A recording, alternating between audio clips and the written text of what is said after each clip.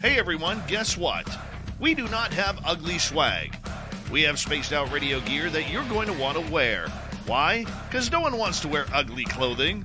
So head on over to spacedoutradio.com and go shopping today. You'll be glad you did. And it's a great way to support our show. Once you get your gear, send us a picture of you rocking out in your SOR swag. spacedoutradio.com, shop there today, and make yourself look good.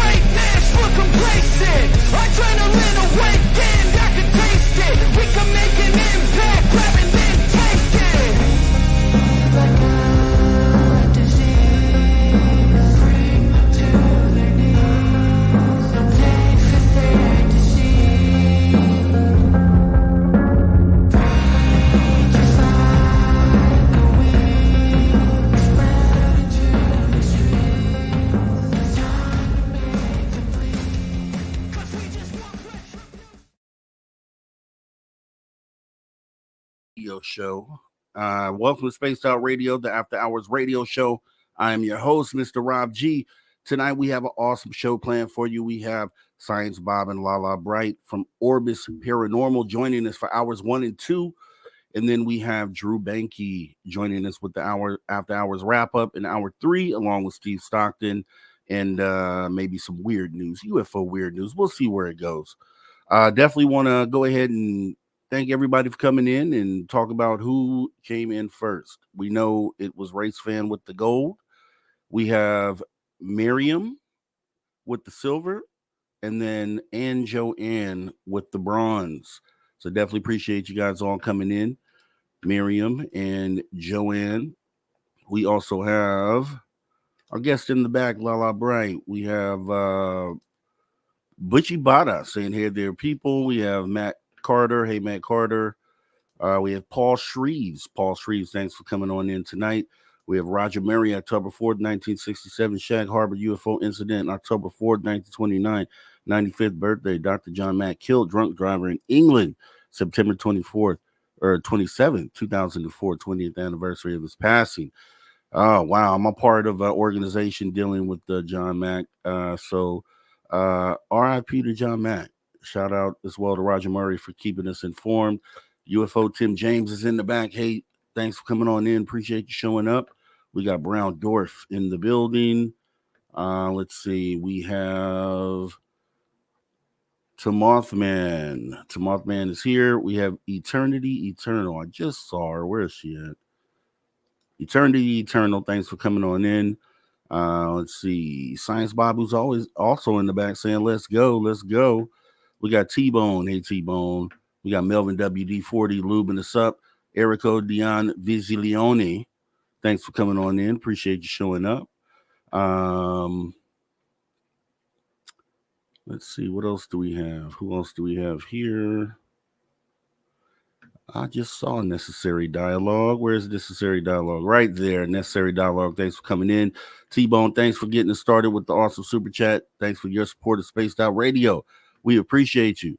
Amy WC is here. Ginger Turtle 43 also here. Renee Cruz is here. Cosmic Joe is here. Mike Bothwell is here. And Lori Sue Cragen Clement is also here. Yeah, definitely. Thanks for coming on in. And Mike Bothwell also getting started. Thanks for your support at Spaced Out Radio, Mike. We appreciate you. Yeah. All right, let's get ready to start the podcast side of this. I know I may have missed some people. Resident, I see you there. Susan Alloway as well. We're going to get this thing started real quick here. Welcome, everyone, in podcast land, the Spaced Out Radio, the After Hours Radio Show. I am your host, Mr. Rob G. Tonight we have Science Bob and Lala Bright, and also Drew Banky in Hour 3. Let's get ready to go to the radio side. Here we go.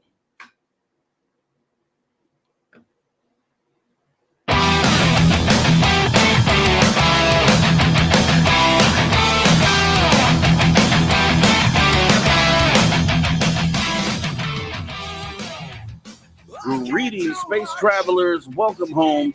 You just tuned your dial to Spaced Out Radio, the only place where you can own the night.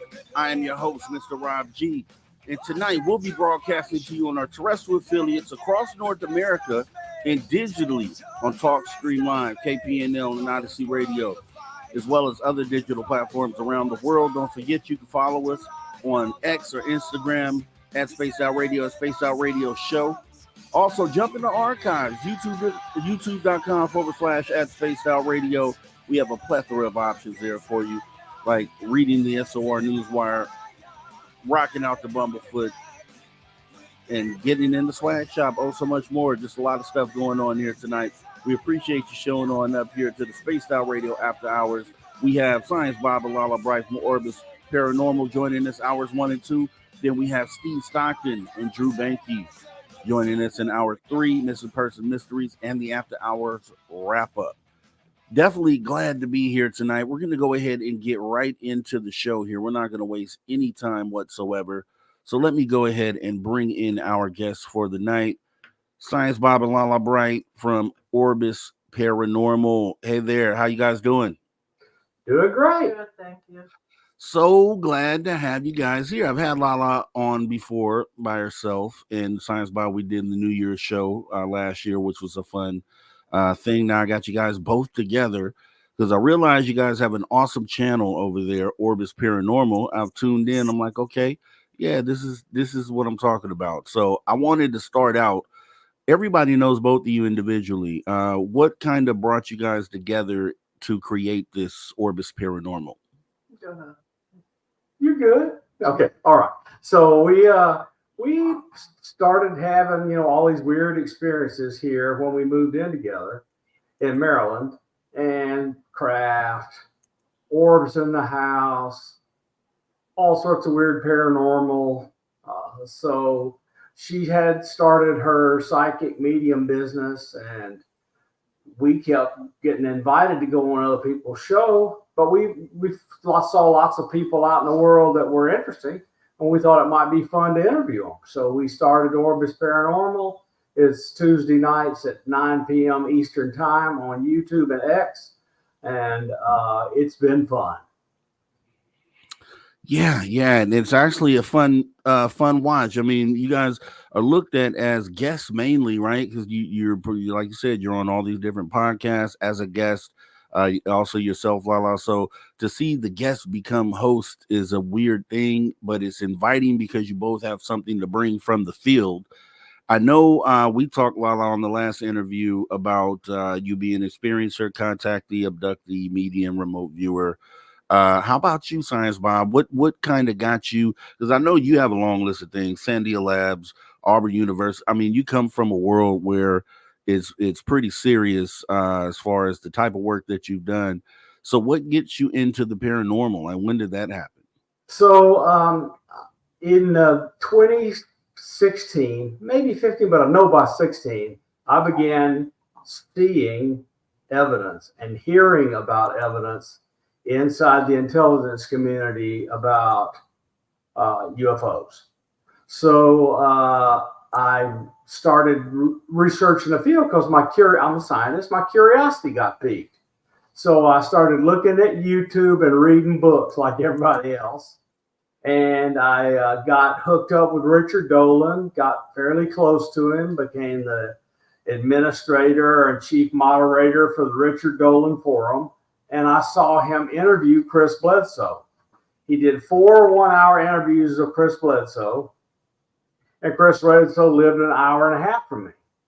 So I wrote Chris and said, hey, look, I'm over here in Blacksburg, Virginia, at Virginia Tech, and I'm a scientist. I'd like to just come over there and see some of the stuff that's going on, if you don't mind. So it took him a couple, 3 weeks, and he said, all right, come on over. So at early January 2020, I went over and visited Chris Bledsoe.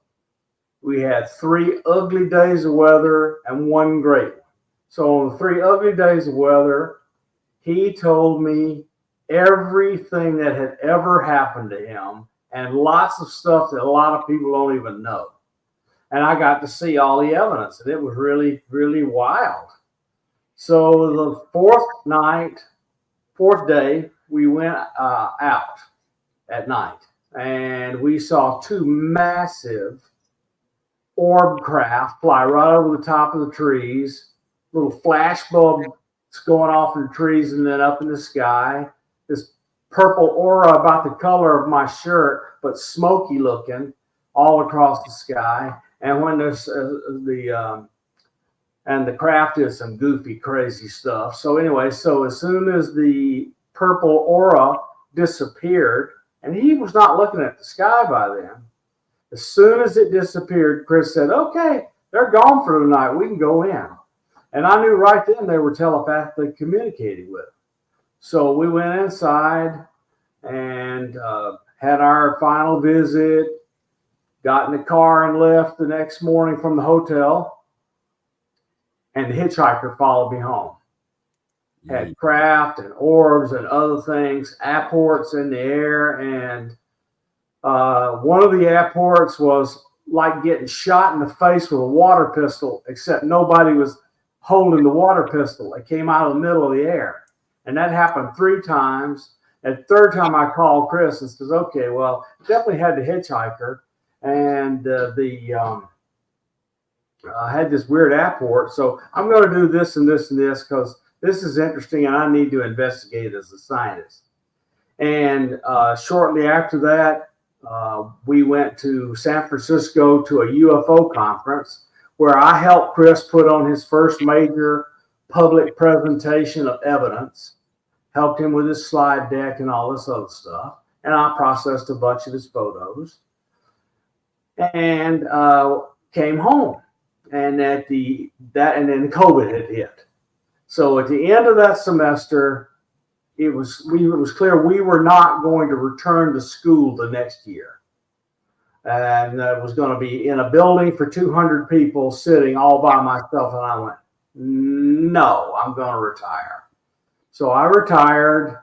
And before I left town to move several hundred miles away to where I had a retirement home, I went to my cardiovascular surgeon to have a checkout because I had had heart attacks and coronary bypass. And it might take a while to find a cardiovascular surgeon in a new town. So I went and got a checkup. He did a full test. He says, what have you been up to? I says, nothing, just living life. And I'm getting ready to go back here to my retirement home. And he says, well, I don't think you need to do much worrying. He says, because the measurements on your heart show that you have a completely healthy heart. Doesn't look like you ever had a heart attack. And so that's when I learned that a lot of people that go visit Chris Bledsoe or get to be friends with him are healed. And so I had all this damage from heart attacks healed in my heart and couldn't even tell a thing had been hurt. So when I got to my retirement home, I saw craft and all sorts of other stuff. And I just knew I was in the weird. So I was spaced out radio with Dave and saw weird stuff in my yard and had all these telescopes and got strange stuff in the sky. And then my mother began to fade. And Lala Bright was my Facebook friend, though I didn't really know her. She reached out and said, hey, your mama's passing, and once she's gone, I'll give you a reading if you want. I don't want anything. I'm not trying to get anything. I says, I'm sure that she'll have a message when she's gone. So she faded, and I went over to see her. And in the last 2 weeks of her life, I visited her, stayed with her in her room, and 2 weeks. And she talked to my dead relatives who she could see in the room and stuff like that. So my curiosity was piqued. She passed. We had the funeral. My brothers and I buried her and did all the other stuff you have to do at the end of a life, like your parents.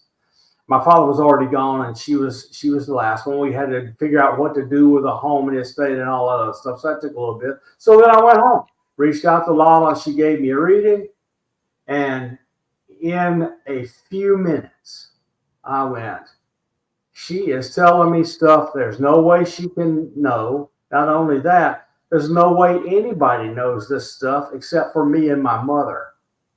And then she told me stuff that I didn't know, but I could check out with my brothers and our friends and relatives.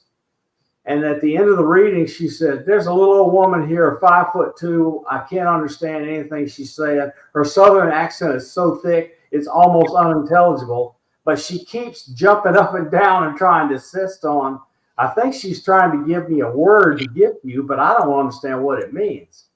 And I says, okay, well, what is it? She said, she keeps saying, Tweety. So when I was 1, when my parents moved to where my grandparents were, and my parents and grandparents ran a furniture manufacturing business.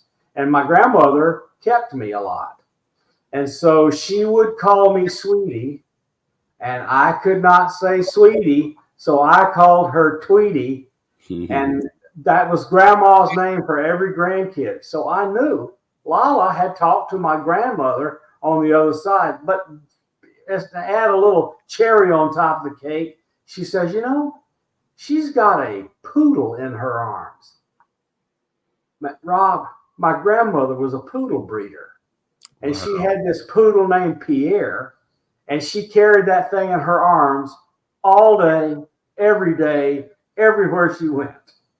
And so it was just kind of bowl me over kind of thing. So I says, well, let's check this out. And let's investigate this stuff, see what we can learn. And it went on, and I learned all about her alien visitations and abductions and psychic nature and visits with ghosts and all this other stuff. So we decided to start her psychic business, and that's doing okay. And then we just kind of grew to be wanting to be with each other. So I moved to Maryland, and we lived together. And when we got in this house, all hell broke loose. I mean, all sorts of stuff happened. Yeah, I've heard some of the stuff, from Virginia City, and I guess we can get into that in a minute. But Lala, as a medium, right? So that's heavy right there. That's deep. So to know, to have this feeling to reach out and kind of offer your services in that way. What is that? Like, what type of feeling were you feeling like that made you so compelled to and carrying the weight of the information that you were going to bring? Like, how do you even challenge, face that? How do you do that? So at first, I'm not told what the information is. I just get this, I don't want to say nagging in a negative way, but it's a constant push to the person I'm looking at. Either they'll pop the person's picture up on my phone, like literally they'll just somehow put it on my phone, or I knew to tune in to watch him. I didn't know who Bob was at all. And it's like, okay, you have to talk to him. So I do, and I'm super shy, so it's always awkward, But once the person says okay, then I get the information, and it just kind of goes through. It's almost like channeling in a way, but I don't like that feeling, so I don't let that happen. But it's just them coming through. They show me photos a lot of times, and I decode what the picture is. Sometimes they say words, but as I've gotten older, I've made it a point to make sure that they don't scare. It used to scare me a lot, so I have little rules of you cannot pop up and freak me out. If you want a message, So they send me photos like I'm looking at a family photo book. My grandmother spent a week with her after our reading. Wow. She kept giving me side eyes. And followed her into restaurants and gas stations. And that says, that's definitely my grandmother. Fun. See, and that's the thing when you have you have mediums out there that people say exactly what you're saying, Bob, is there's no way this person could have known all of these things. And that's when you know you're dealing with something real. And I just have to wonder, Lala, was there ever a point? I know you stated now you kind of know how to deal with those feelings that you get, those urges to reach out to this person. Has there ever been a time where you're like, nah, I'm not going to do that. I'm not going to, where you didn't act on that feeling? Mm-hmm. Sometimes I do. Very rarely, but sometimes it's either a weird situation or the person has strange energy about them, but I try to always give a message because I feel bad.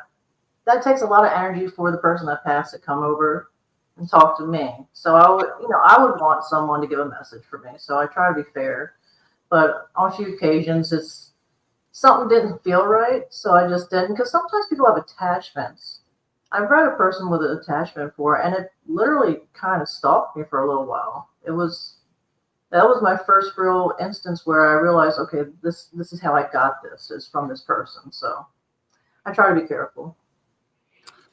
Yeah, and for you, Bob, I know you said 2016 was kind of when you got into this. So prior to that, being a scientist, following the scientific method and having that whole mindset, did you even believe that any of this could be possible, like paranormal, any of the stuff that we're dealing with now?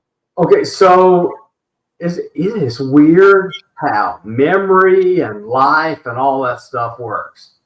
So after I had my experiences with Chris, and after I realized it was real, I began to recover memories from early. So, for example, I was 3 years old. I got up one morning, walked out where my mother and her friend were hanging out like they did a lot of mornings. I went over to the bookshelf and grabbed the book and started reading it to them. And they tested me, saw that I could read. I had never been to school and no one taught me how to read. Yeah. And this kind of weird went on until I was 10 years old. And wow, 10 was wild. I became an amateur radio operator. I built my own telescope.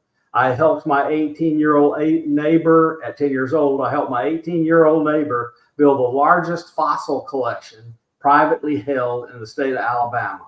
Wow. And by the time I graduated high school, I had built a computer, all sorts of stuff. And I had a crazy first semester at college where I did science with a chemist that I should not have been able to do. And it just came like magic.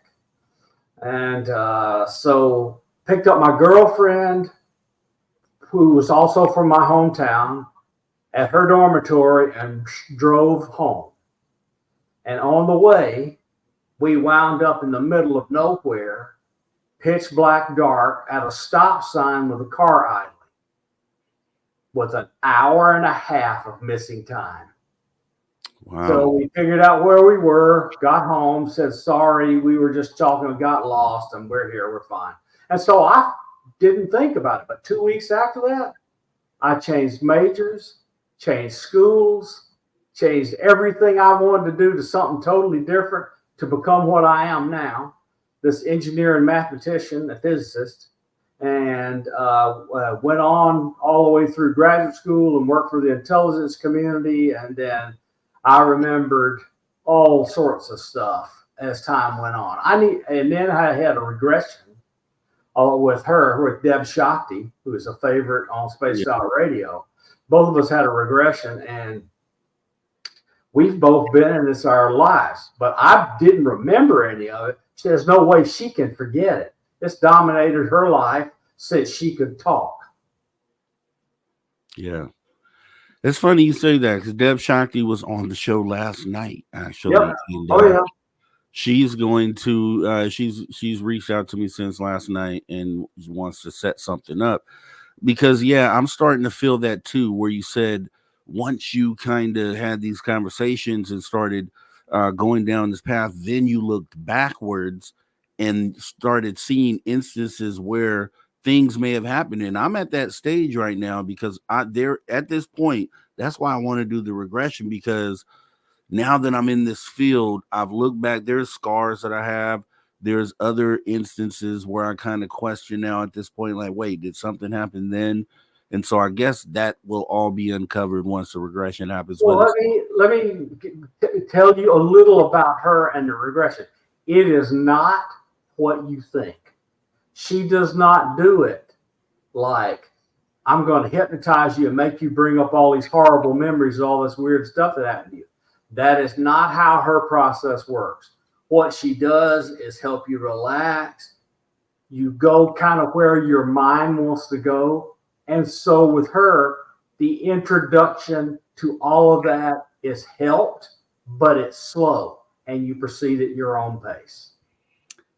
Yeah, that's good to know, because the former is what I thought the process was, where you're under hypnosis, and they say when you're in that state that you can have things suggested to you that then become part of your memory, and also that some people walk away from regressions, uncovering things they didn't want to know, so now they're more traumatized than ever. Yeah. I assure you that will not happen. That's number one. And you will get a full videotape of the entire thing. You will know everything that was said and done. Yeah, Debs, we definitely have talked, and we're going to definitely set that up. So I would like to know, because we're getting ready to go to break in about 2 minutes here, what would, coming together, what was the first experience you had together? Oh, God. Okay, so we kept hearing knocks and bangs, have things moved, etc. in the house. So I decided. Hold on, real quick. The very first one, we were at a hotel before we moved into this place. And I took a picture. I don't know why. I just took a picture, and this little boy's face popped up on this picture, right?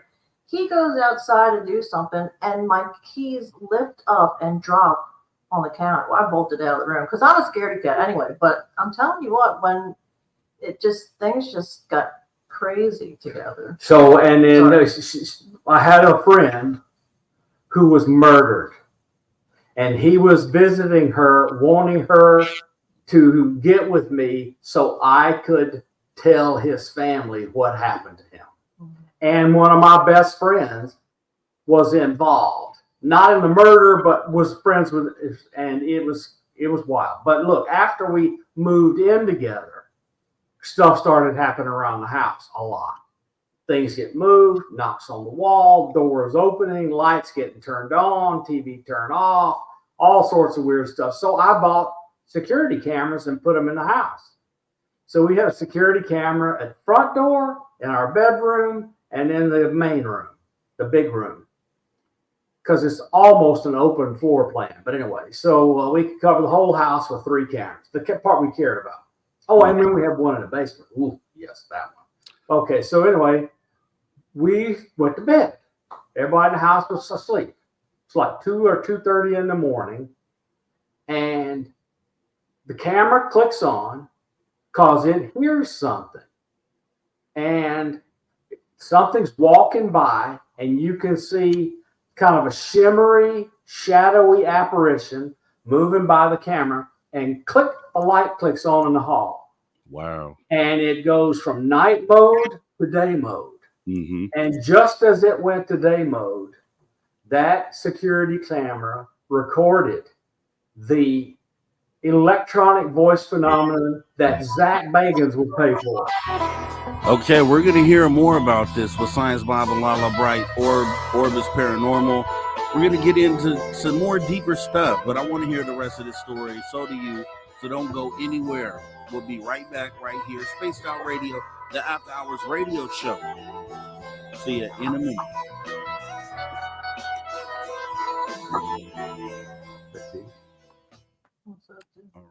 Clear. Oh my God. Okay, yeah. So we'll finish that. The Zach Baggins voice. Let's see. No. He would love to have it because it's the clearest electronic voice phenomenon I've ever heard. Yeah, I want to get into that too because obviously we were out at Virginia City. There were some things that happened there. I think Lala, you were taking a picture at the time or recording when the thing happened. Okay, so we'll bring that up. That craft we saw in the sky. I didn't know about that part. So oh my goodness, we left there we went with Melinda and 20 other people. We had a sky full of craft. Oh, yeah, okay, yeah, I was there for that. I was filming something during that time. Okay, the skywatch. So we'll talk about that too.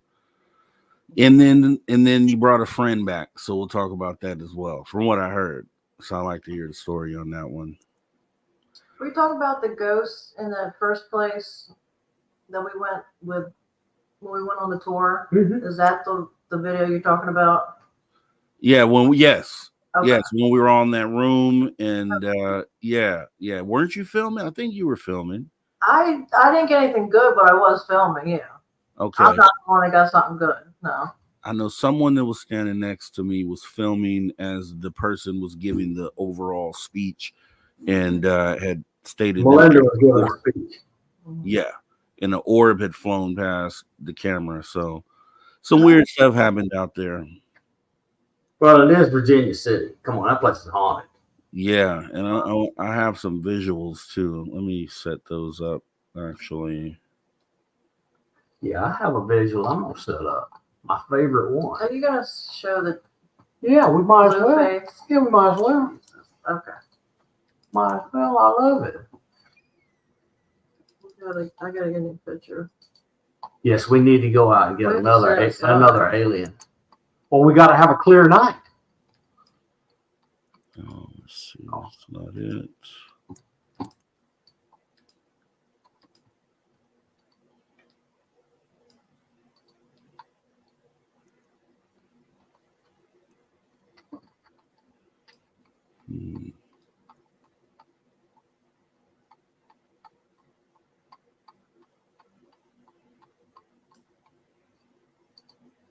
You like that one better or this one? Oh, that one's fine. Yeah, but his audience hadn't seen it. They might have. That's a head. That's good. That's fine. I don't care. Just a little. Hope you don't feel good. See what? Is it this one?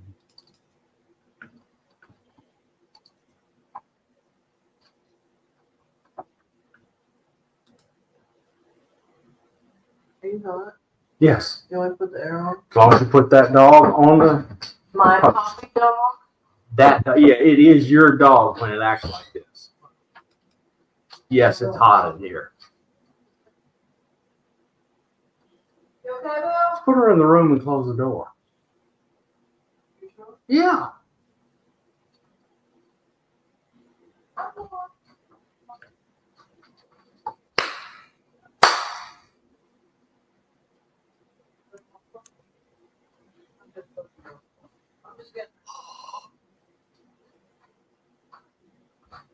Spoiled. Let's see.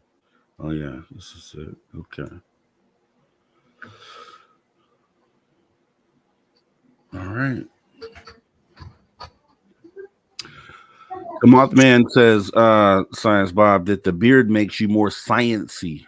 Oh, there we go. Well, Lala likes it, so I know who's boss. Does Joe Monk have aliens? Joe Monk, do you have aliens? He has aliens.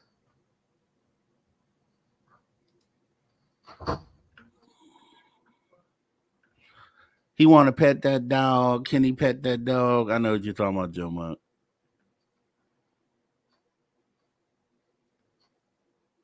I'm still at the itchy stage.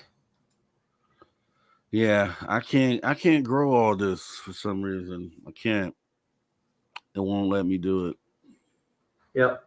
This is as long as it's going to get. I'm going to keep it trimmed before I let it get down to here. it.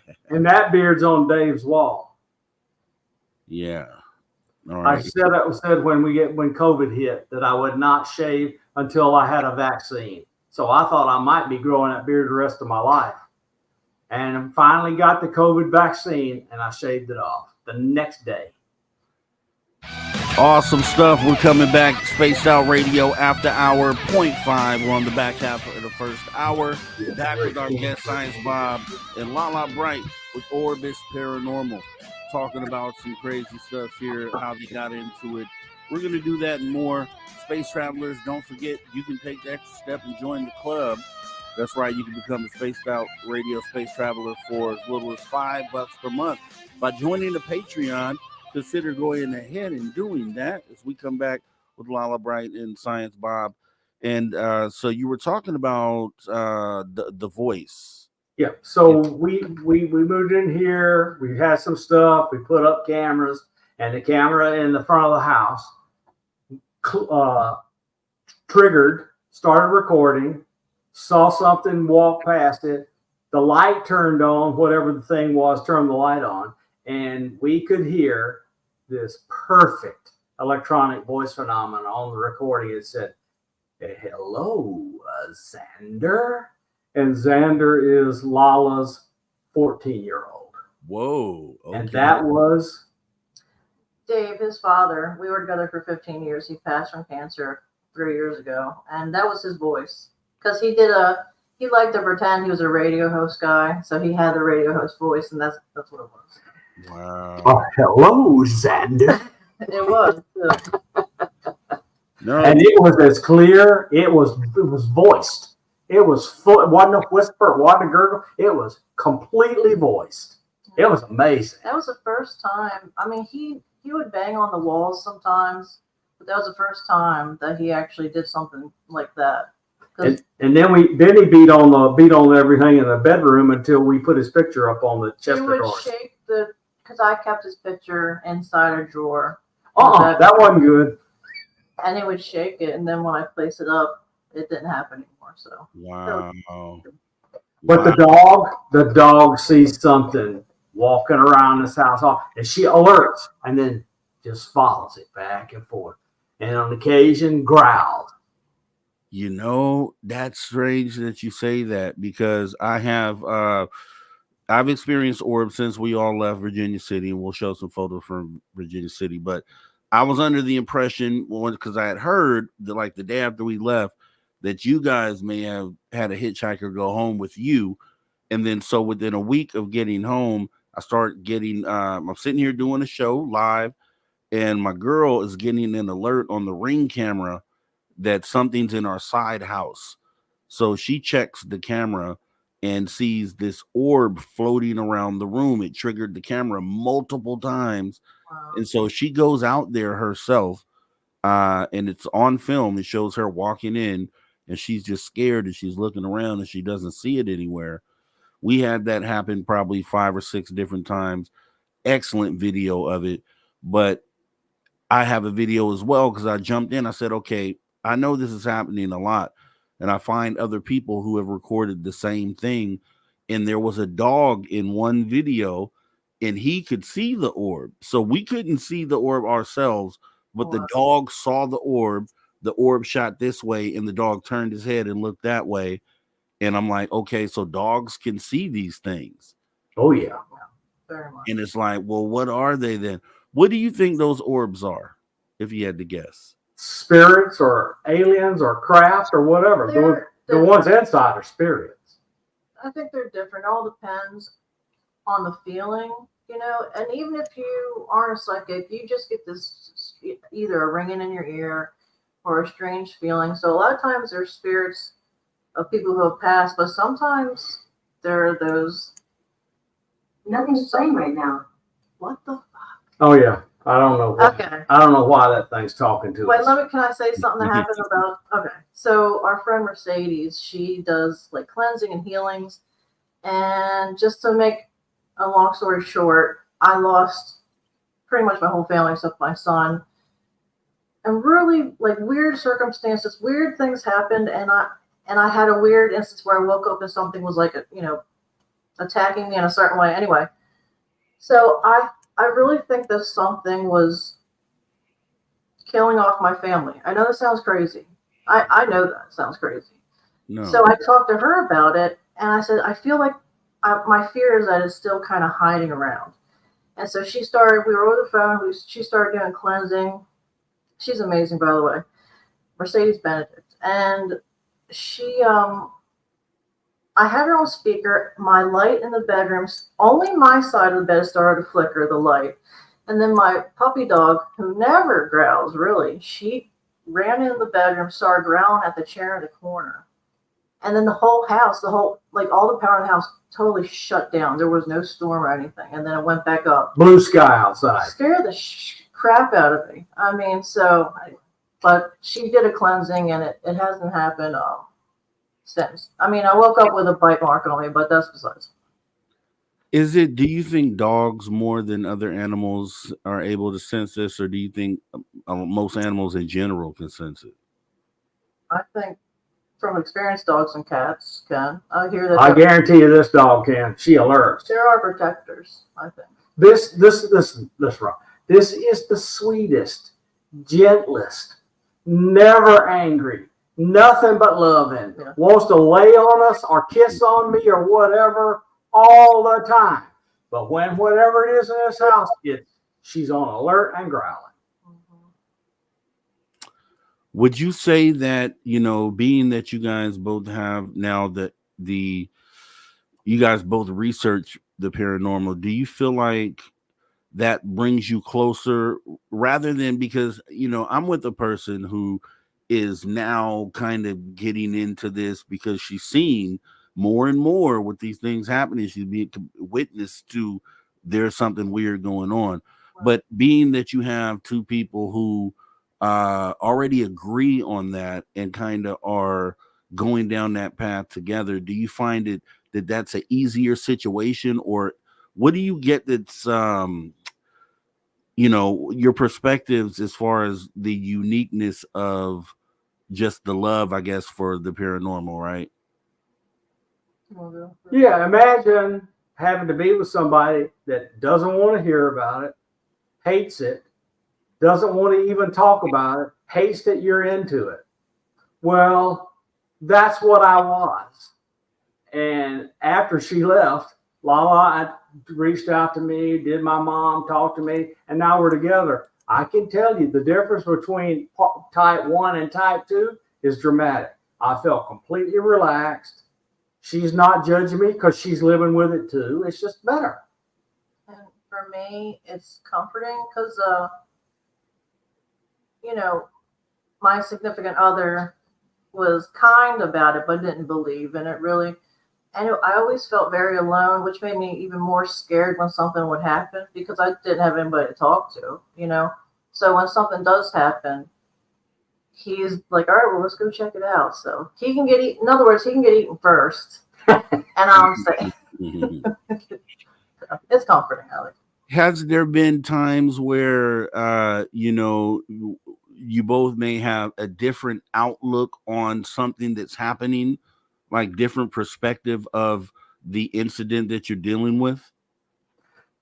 Yeah, can you see that picture I sent? Yeah, I have it right here. Pop that bad boy up. So we sit out on the porch, and I like to take pictures and see if I can get craft, and we regularly got them. We get them on our automated cameras, on our cell phone cameras, on my Sonic night vision cameras, and so forth and so on. So we're out there, and I'm shooting. She says, give me the big camera. I says, okay. So I gave her the big, huge Canon camera with the fancy lenses, and she points it out toward the ground and takes a picture. And I looked at the picture, and there's this thing with one eye, two eyes, nose with the shadow by the nose, little teeny tiny mouth, and a big old bulbous head in the middle of all this weird smoke. So that was 6 feet from us, Rob. Wasn't in the sky, it was on the ground. So later on, she goes in to use the restroom, and the thing comes and talks to her. Your turn. That was so I can talk to spirits and other entities, I'll say, or you can call it aliens. I don't know, but they said that in order for us to we are here to help them, and they're here to help us, and we have to get out of our ego. That's a nice way of putting it, so that we can do what we're supposed to do, because we would butt heads all the time and how to do something or this and that, and I mean it just got in the way. So when they came through, we listened. Honestly, we're a lot better about communicating on this topic. So And just this is not a star, that's an orb right there. Oh yeah. And if you look in here, there's a face. There's a face. You stand and look at this, you realize there's this big one, but there is a whole host of faces in this. And they gave us this message to get off of it, stop butting heads, and start working on soft disclosure. And that's what we've been doing ever since. So what was the source of this smoke? We didn't see the smoke. I just got that. Oh, okay. When I have to give someone a reading, I got that same push. But I knew it was to take a picture. It's just a weird knowing. So we don't smoke. It was not foggy.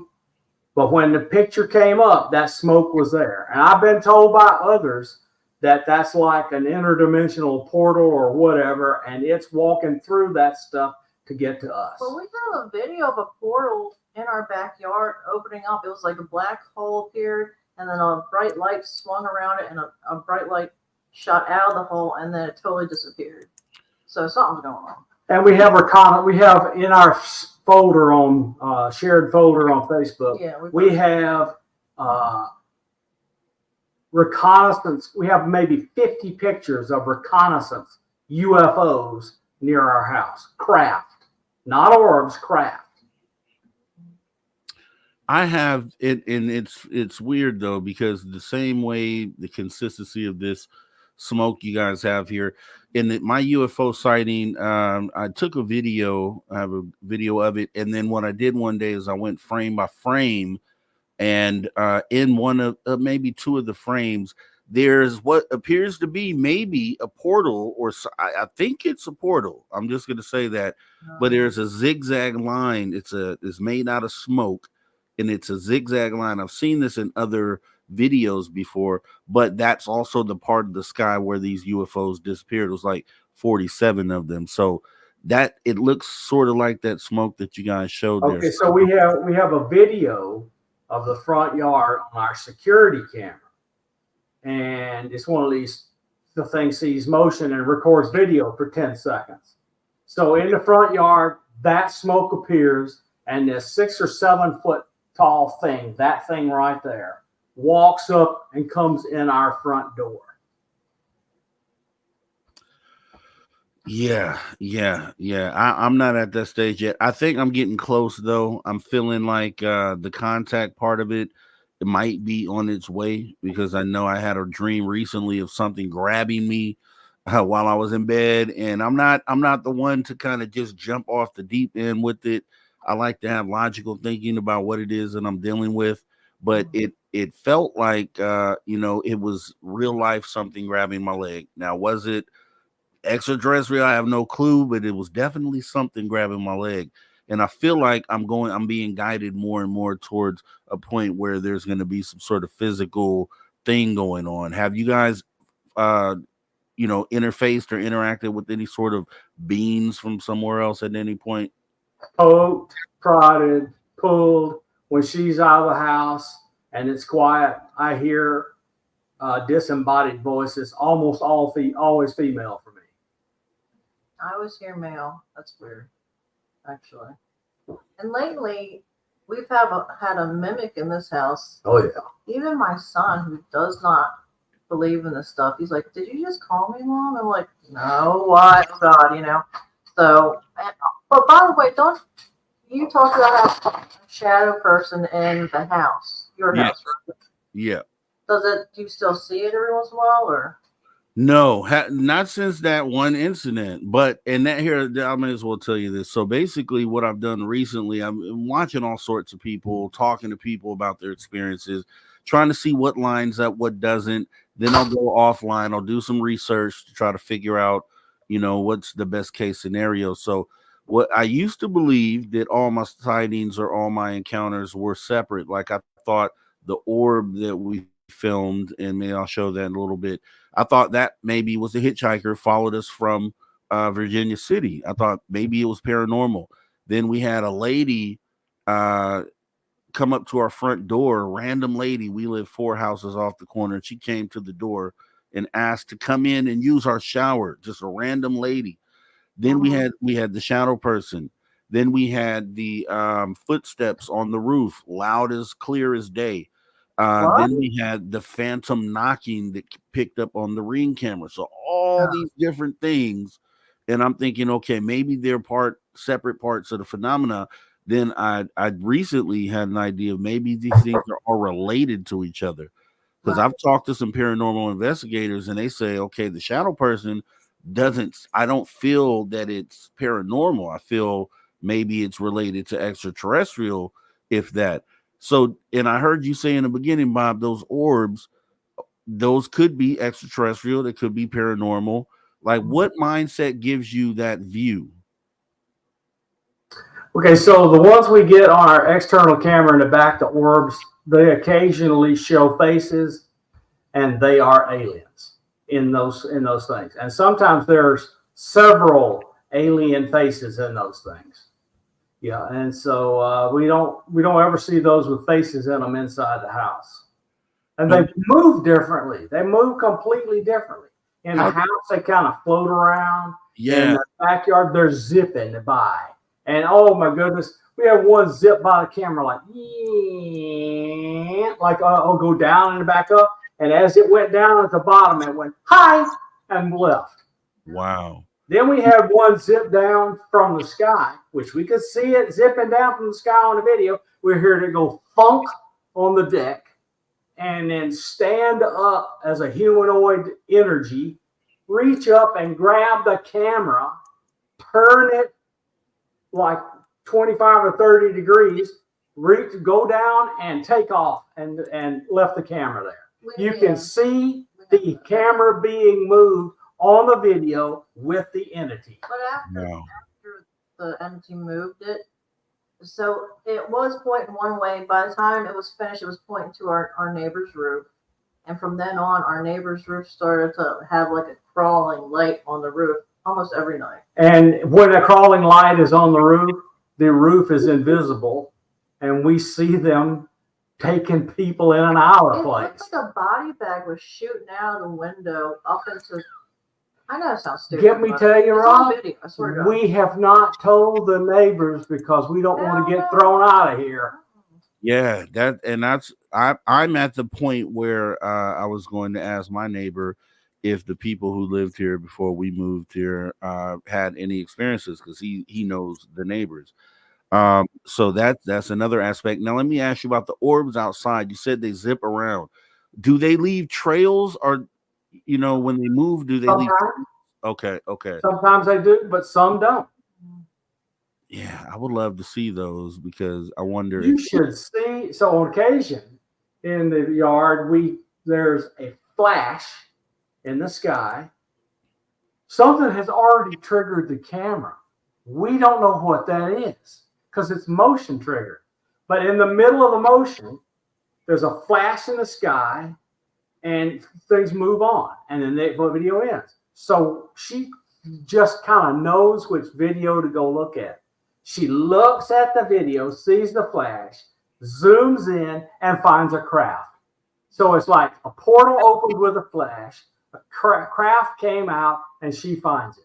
And we've got many of those in that photo collection. And I mean, these are not flying saucers. These are like big, huge craft.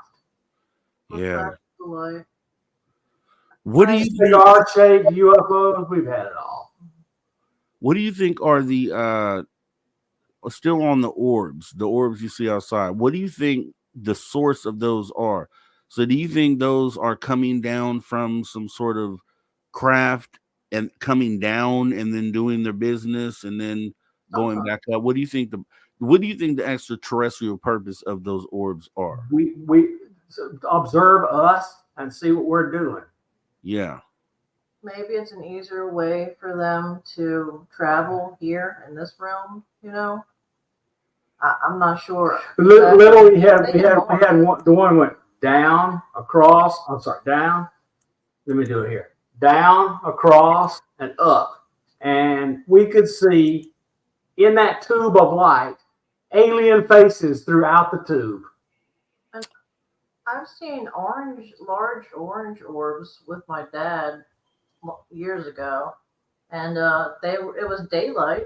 No, it was evening, and I was taking out the trash, and they literally were almost touching their roof, and it was 5 of them, and they they appeared one at a time. They were like probably 3 or 4 feet wide, and they went into a shape of a V, and I looked down and I was like, Dad, do you see this? Because he was totally into all this stuff, paranormal and everything, and we looked right at him, and robotically he said no, and he walked back into the house and didn't come out at all. And we were best friends, so that was very unlike him. I think they did something to make him go back in the house.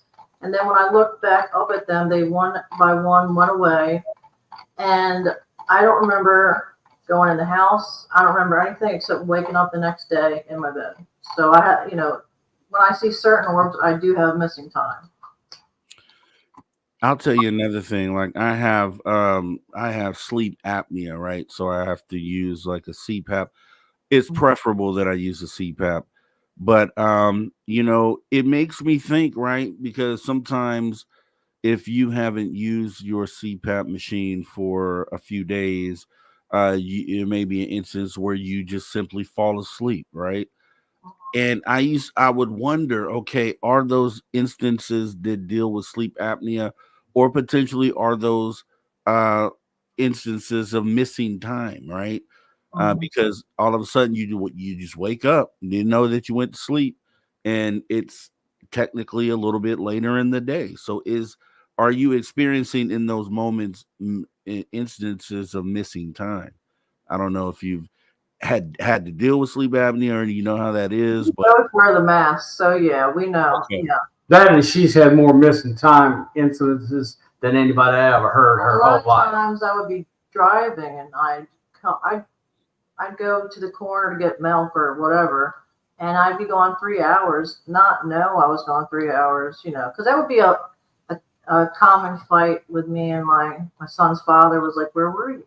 But I didn't even know I was gone that long. So, and I even saw a craft while driving. I mean, up close in detail, and missing time. I don't remember anything except the next day. So that's how I know in those instances that it's missing time, which I didn't know at first what it was, honestly. I queued up craft for you to see.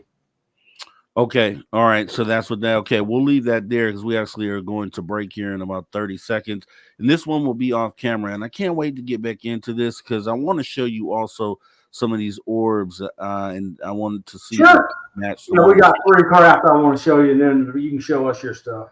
Okay, good. So you guys don't go anywhere, right? We're going to have an awesome second hour here with Science Bob and Lala with Orbis Paranormal. It's going to be awesome. So before we got about 30 seconds. Let me see here. What would I don't have time to ask you the question. So I don't have time. Okay. So we're going to go ahead and get ready to jump into this break. You guys don't go anywhere. Space travelers, obviously, consider taking the next step. Join the club. Join the Space Travelers Club for as little as $5 a month by joining our Patreon, and also get your questions ready for hour 2. I do have some of your questions already tagged, but please put them in caps so we can ask them at the end of the second hour. Other than that, you guys kick back and we'll be right back in about 5 minutes. Conversations that move the needle. Conversations that move the needle. You're listening to After Hours with Mr. Rob G on the only place where you can own the night. Spaced Out Radio. Spaced Out Radio. You've tuned your dial to the right frequency. You're All right, clear. We'll be right back.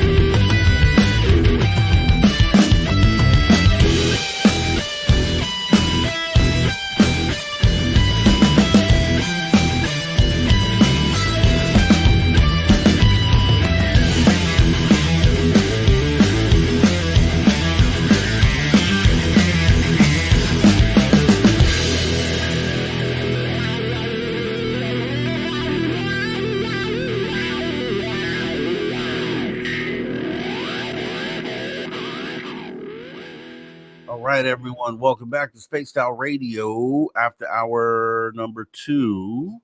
camera issue on my end. See if I can fix it real quick.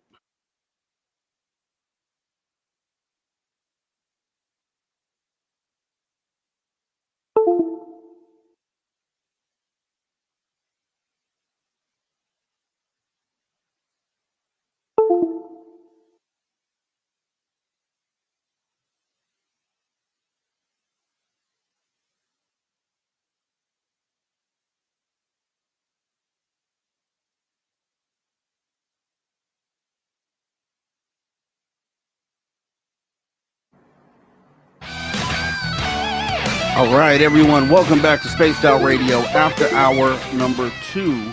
As we go ahead and get ready to jump back into the conversation with our guests, Lala Bright and Science Bob of Orbis Paranormal.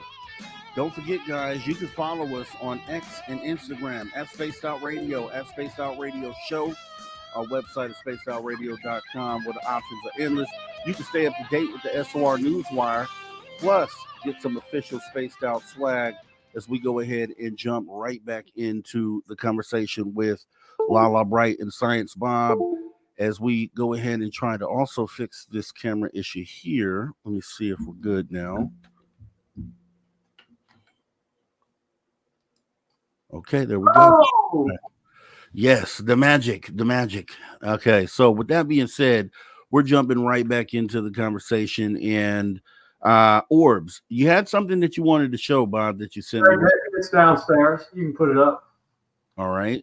So that's one of these things that flashed, and she zoomed in on it, looked at the flash, and it was this craft.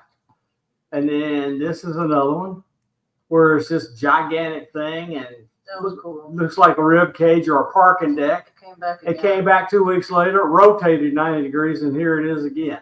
So this is 3 of hundreds. We've got hundreds of them. And just to explain to the audience on radio, so we're looking at some images here caught by the camera. And what do they depict, Bob? That is a craft.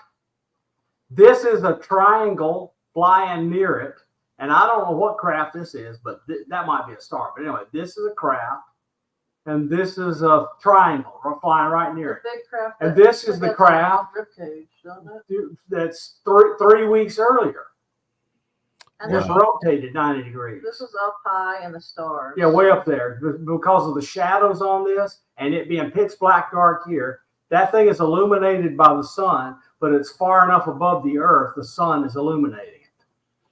Yeah, and there's definitely some structure to it, some symmetry as well. It almost looks like a set of rib cages on something. Yeah, and here it is, rotated. So look at this thing right here. It's a ball at the bottom and a metal. And arm. here that is right here. Yeah, that is okay. So here's the structure here. And there's that structure there. So it just came back 3 weeks later, decided it hadn't seen enough of us, and we got it rotated. But this right here is a triangle craft. It actually flew by it. And real quick, a couple months after this, during the day, a craft appeared on our camera, and it had the same energy ball with a metal arm holding it. It was totally different shape craft, but whatever this ball is, the source of energy, I think that a lot of these different crafts use. Just my opinion from what I've seen. That's all. And so when you took the picture, did you see this with your eyes, or did you? No, see this was an automated capture by camera. Okay. Okay. So it's a video, and this is one frame of the video. You know, Okay. Yeah, we had Tom King on recently, who does the sky watching as well, and he has a system set up, UFO DAP, where anything that moves in the sky, then it begins to record and it tracks, and he has a lot of great stuff. Okay, so with that being said, let me go ahead and show. I want to show some things here from our trip out to Virginia City. So everybody remembers this is where we all got together, had a great little meal, sat down, had a great time. Actually, let me start by saying that I had a great time with everyone that was there. Science Bob, Lala, Melinda, Leslie, Jessica Jones, Dave Scott, Jim Goodall, the legend, man, Lorian Benton for sure. Lee Strauss was there, Jax, everybody was there. It was an awesome time. And kind of going through some of the pictures here, we're looking at Virginia City, Nevada. And there was one of the stops on the little tour. They take you on a tour, a ghost tour. And this is one of the stops that we made here at the mural where the building had burnt down a long time ago.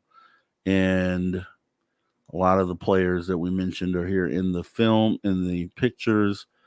Whoever those guys are. Let's see. That's Melinda Leslie in the center of that picture. Yep, Melinda. Shout out to Melinda Leslie. And then the police. So I took this picture because I wanted to ask the police. You know, they patrol a ghost town. They just literally drive up and down the street, up and down the street. So I asked them, and I have video of it as well. Not with me, but I asked them. I said, "Hey, you know, do you guys ever see anything strange or hear anything strange while out on patrol at night?" Because I'm under the belief that a lot of these police officers that work the late shift, night shift, they probably see and hear a lot of weird things. One of the cops was kind of standoffish. He was like, didn't really want to answer too many questions, but the other one was open, and he was like, yeah, you know, there's definitely times where we have to second guess what it was that you heard out here on these streets. And I'm like, okay, that's validation there for guys that literally are here every day in Virginia City.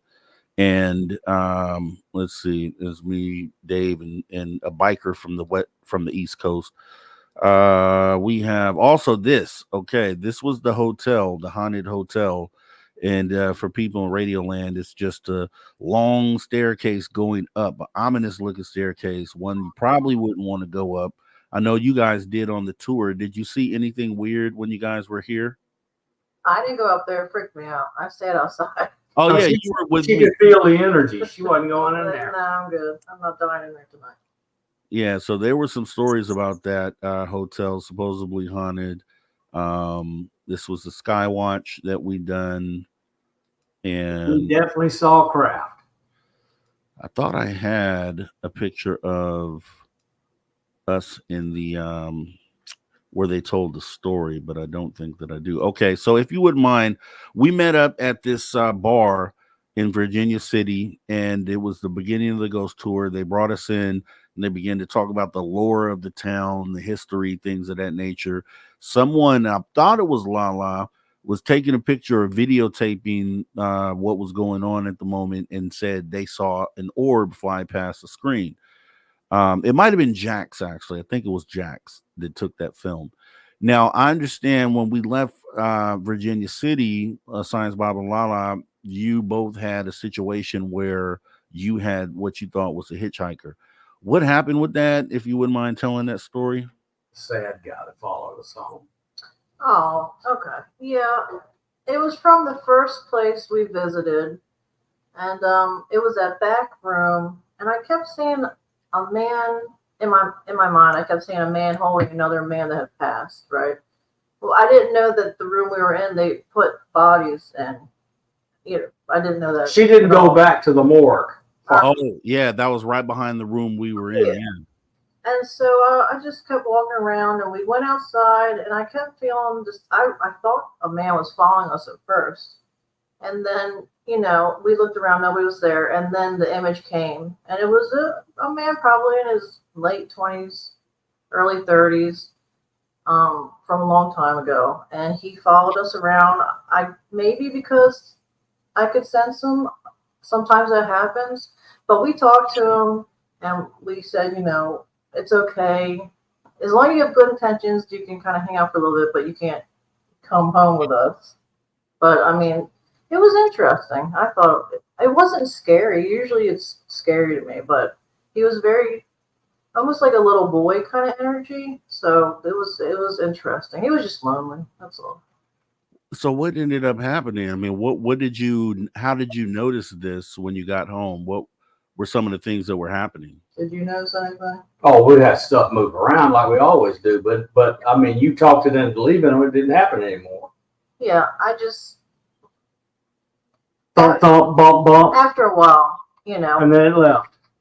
So no, I say, you know, you can go into the light, or, you know, you can't stay here. In a nice way, it's like you can't stay here, but you should go where your family Yeah. is or whatever. Yeah. Yeah.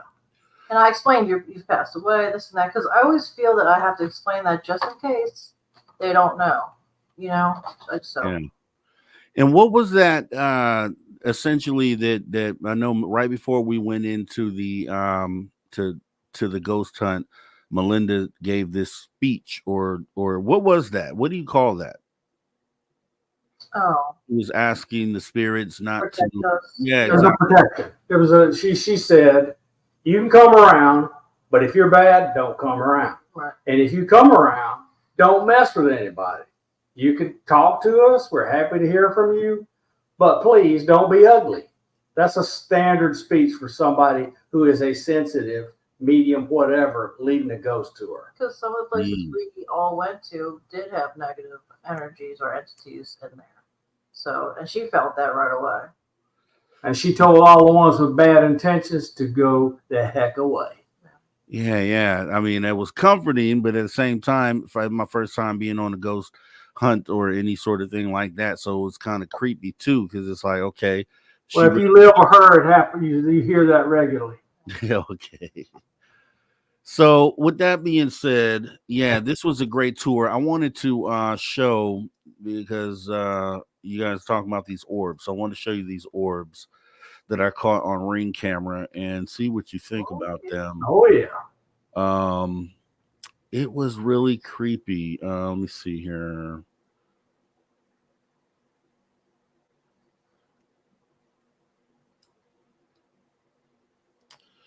Okay, are these them? Okay, here we go. This is one of them here. Just lost it. Okay, here we go. All right, this is our side house. And you can see right up there in the top frame. Wow. Yep. The trail. Look at that. And for those on radio, it's a glowing orb floating around the room, changing direction. That's And amazing. this is triggered our camera multiple times.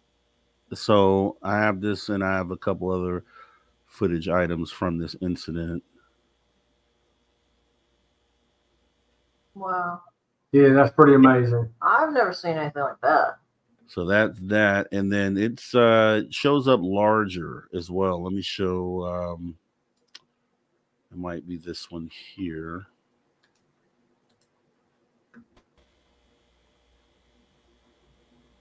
Wow. There it is. Oh yeah. Yep. That's a nice one. Yeah, we've had that in the garage after John Yost died. It's got a hole in the center almost. Yeah, well, we see the hole in the center on Yeah. occasion. That's amazing. And once again, for the radio audience, it's the same orb floating around, just closer to the camera. You can see it's missing the center. Looks like a little donut floating around the room, leaving a trail behind it. And, I've seen other videos like this, and I researched, I went online. That's where I saw the dog that saw one of these, and he followed it with his eyes. But I noticed that it's not able to be seen by human beings. So, and this was one of the things, that's why I asked you earlier, Bob, you were talking about these things could be extraterrestrial. And then that's kind of how I felt. Initially, I thought, okay, maybe this was something we took from Virginia City because this happened a week afterwards. And then I went down a rabbit hole of, okay, if it's on the extraterrestrial side of this, then it's exactly as Bob said, a way for them to kind of, look in, like they can see through this orb, like an eyeball, floating eyeball. And that's kind of how, it makes more sense that it would be that, because I had the UFO sighting here, 47 objects. I had the shadow person, which some people say could be paranormal or extraterrestrial potentially. The footsteps on the roof, which there was a guy that I saw talk about an experience he and his wife had where they were being abducted, and he would hear the footsteps on the roof, which would let him know that an abduction incident was imminent. And so he wouldn't go outside anytime he heard that because he felt like he would be abducted. The wife had heard the footsteps while she was on the toilet. She stayed in the bathroom until the sounds went away. And then so it led me down a path like, okay, are my footsteps physical beings then on the roof as well? And so now I feel like all of these instances or episodes are related to an extraterrestrial presence. The abductions we see across our backyard in the neighbor's house all are through the roof. And they're you said the floating sort of energy, right? Yep, and they put this beam down and it opens up the roof. You can see through it. Yeah. Let me see here. Did you try adjusting the exposure of the video? It may bring out some features. No, I haven't actually done that. I haven't done anything truthfully with these videos. I've just shown them to people because, for something to be able to trigger the camera means it's there. The camera is definitely detecting something. And another thing that I did notice as well upon researching these orbs, first of all, a lot of people have these when it comes to the Ring camera, have recorded these. And there was a guy who had one in his garage, and through the Ring camera, you can talk two-way like a PA system, like an intercom. And so this guy had the orb floating in the garage, and he started speaking through the speaker, and the orb reacted to sound, which was insane, which meant there was some sort of intelligence there. Now, if it's I don't know. Let me see what you guys think about that. Why would that be the case? So with the orbs that we have outside, I call them star friends, or we have video. I would say go to the right, go to the left, and they would listen. Inside, I feel they're more spirit orbs, but they're all smart. So yeah, you can talk to them. You can talk to them inside. You don't have to say it outside. I mean, they'll hear you if you direct the energy to whatever you're looking at.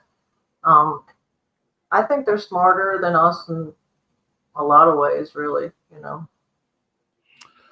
Yeah. It showed that there was something there that was able to react. And that just blew my mind when I saw that, because it adds another piece to the puzzle that whatever this is something that can receive information. It's not just there floating around. It's able to absorb or intake data or information, meaning it itself is intelligent or is a representative of something that is intelligent, like potentially, maybe and it would be smart. If I'm an extraterrestrial, do I come down in full flesh form every time? No. I probably send out little probes or orbs or things to kind of meander around and collect data as needed. So it makes sense that that's probably what these orbs are. But I've heard of orbs also manifesting themselves into living things. I know you talked about the orb turning into something on the back porch. Like, what do you think as far as that mindset goes, like, what do you really think about that?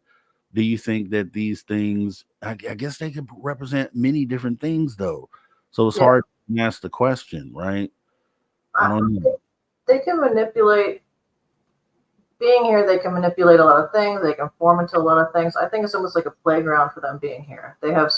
We have very little power that we can use, or that we know that we can use, but they're very aware of what they can do. So I just have a question really quick. In there or in your home, do you ever get a feeling like that there's a male presence, or do you guys ever get headaches a lot when you go headaches? Yes, okay. Actually, yes. And that's why I have ibuprofen sitting right here, because there are times, for whatever reason, in that bedroom, the one that I just had the dream of being grabbed, often wake up with headaches for no reason that I could understand. So why'd you ask that? What are you thinking? So first of all, I feel your pain now. I'm sorry you feel that. And I sense something, and it's just my opinion, it doesn't feel that great. It doesn't feel evil. It just doesn't feel super friendly. It feels male. And to me, it feels more like, less alien, more spirit. But it's so maybe an interdimensional. You could say maybe it's something in between. But I would cleanse the whole everything, both places. As soon as you could, because I feel you're gonna. If not, and that's up to you. But I feel it's gonna become more physical with you. Sage and Palo Santo So till that's my, they're gone. yeah, just my opinion. But and usually I don't get a strong feeling like that unless it's very important. So that was your message. Well, I appreciate that message, and just so everyone can see, this was the shadow person that we called. Oh yeah, that's awesome. Yeah. That's Oh, not, you've never seen this, Science Bob? Yeah, you don't want that. this was in my house, man. This is one of the first things that happened. This happened after the UFO sighting. For everyone on radio, this is an actual shadow person that was caught on camera in the hallway at the home, and it does. You definitely need to bless the place. Yeah, but I've heard different things from different people, right? Because they said some people say, okay, it hasn't done anything to you. It just wanted to be noticed, and kind of you should just, if it isn't bothering you, then don't bother it, sort of thing. What do you think about that? Advice. So go talk to some real professional. They're going to tell you you don't want that in your house. Yeah, I can say that. Now I haven't had an encounter with this since then, but it was there. And then if you just add it along with all the other evidence, that's the thing that I'm looking at. I'm looking at not just this, but the orbs you saw in the side house, also the footsteps on the roof, also the actual knocking that you could hear clear as day. And actually, I think I have that. I'd love to actually show you that, because That is one unreal shadow person. Well, he's got Yeah. somewhere. Yeah. You got a hole that's allowing stuff to come in and out. So you have different things there. So everybody's kind of right. You do have a little bit of this and that, but I would take care of that very quickly. Yeah. And so let me actually, I think I have the knocking here video. This is.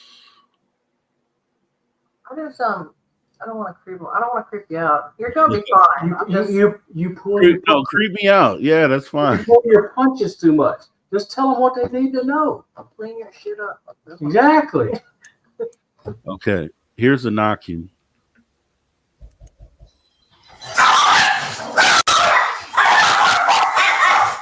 I apologize. I know that's loud for everybody. So she was at the front door already. So there's no one there. This is the backyard. No one is there either. That sounds like our dog. Once again, here's the knocking. If you're able to hear that. Oh yeah. Okay. So there's no one in the house to make the knocking, but just knocking clear as day, enough to be picked up on the Ring camera. The orbs, the shadow person, the UFOs that we saw while we were in the backyard and we filmed, and the random lady who reminds me of like the Black-Eyed Kids. It's the same sort of thing where, they ask to come in your house, and if you let them in the house, then there's trouble, sort of thing. That's kind of what it felt like, but it makes me feel like all these things are related. So I was glad to be. What is the order, the time order? Did the lady knocking come first? That's what we'll do. See, we're going to break right now, so we'll come back with that on the other side of this break.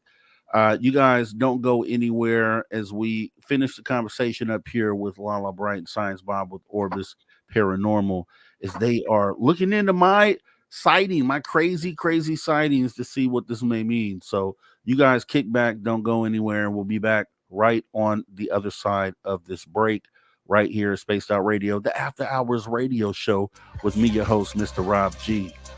Get your popcorn, come back, relax. We'll be back.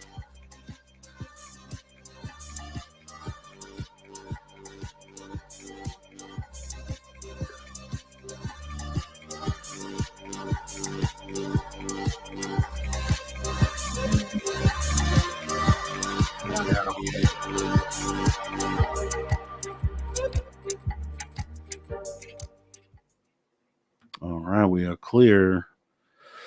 And Resonant says there's no such thing as black eyed kids. I don't know if there are or not. Resonant. I've heard stories, and you'll hear what happened here at this house, and you can make up your mind.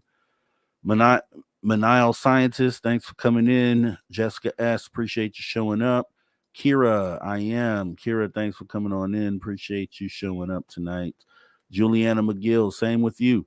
Channel Warhorse, I see you there. Thanks for coming in. Carl Bittner, thanks for showing up tonight. Let's see, checking back. Luna, thanks for coming in. Appreciate you. Sierra, I see you. Thanks for coming on in. And Juliana says, Mr. Rob G, I just did a really good rebuking for you. I hope I have your consent. Yes, it is all welcome. I appreciate you, Juliana, for doing that for me. And let's see, moving back here. Who else do we have?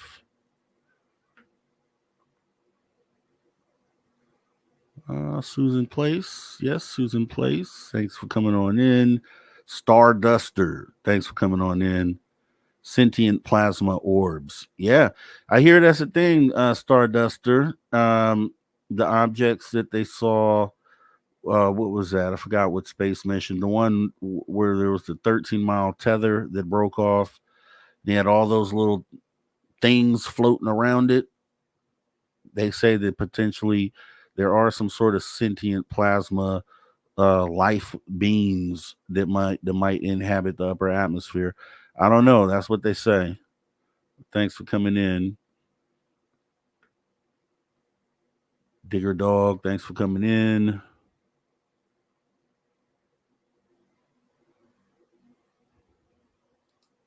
Saying Rob, extraterrestrial life in the thermosphere, plasmas, UAP, pre-life, fourth state of matter. Yeah, we may be figuring out something like that along those lines, Digger Dog. It would make sense. It would definitely make sense.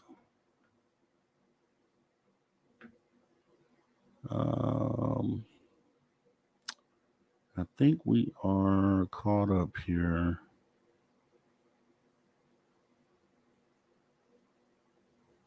Izzy Beth.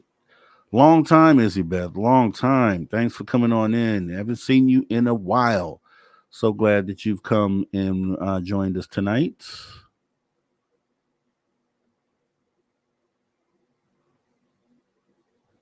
Okay.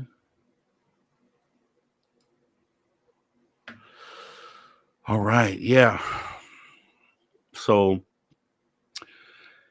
some people, when I tell all these sightings, they say it shouldn't happen at one place. Like, what is the significance of it happening in the same place? Like, and I don't think it's the place. I think it's the person, right? I think for whatever reason, they're targeting me, and I don't know why.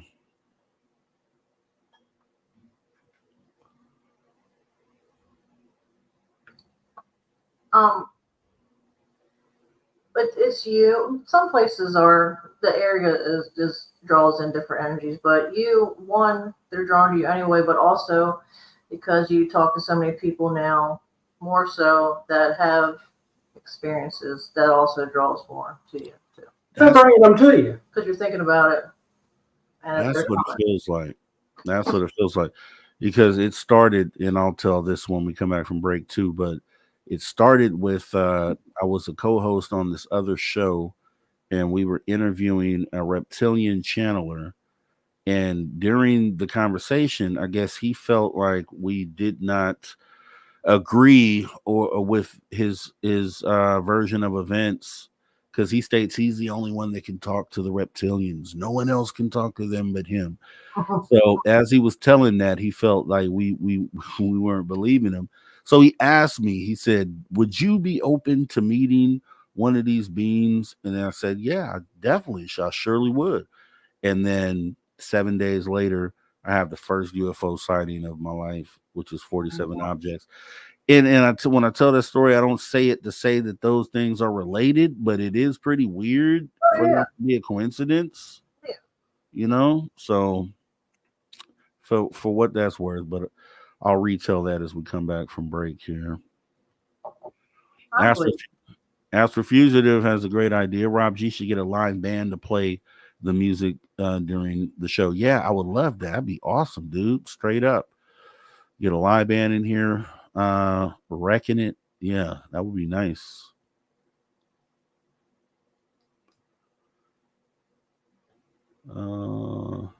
Maybe Jimmy Page is available. Oh, you say who? Jimmy Page? Jimmy Page. Yeah. I wonder if we still had way about skinwalkers. Huh? Skinwalkers. What about him? Have you interviewed anybody that has had experiences with skinwalkers or like entities that change into animals? I had a experience. Yep, coming right back here, Spaced Out Radio after hour number 2. As we jump into the back half of the hour with our guest, Science Bob and Lala Bright from Orbis Paranormal, we're going to be getting right back into the conversation here, guys. Don't go anywhere. Space travelers, once again, Cosmic Joe Chronicles is a space traveler. You can become a space traveler and become part of the club by joining our Patreon for $5 a month.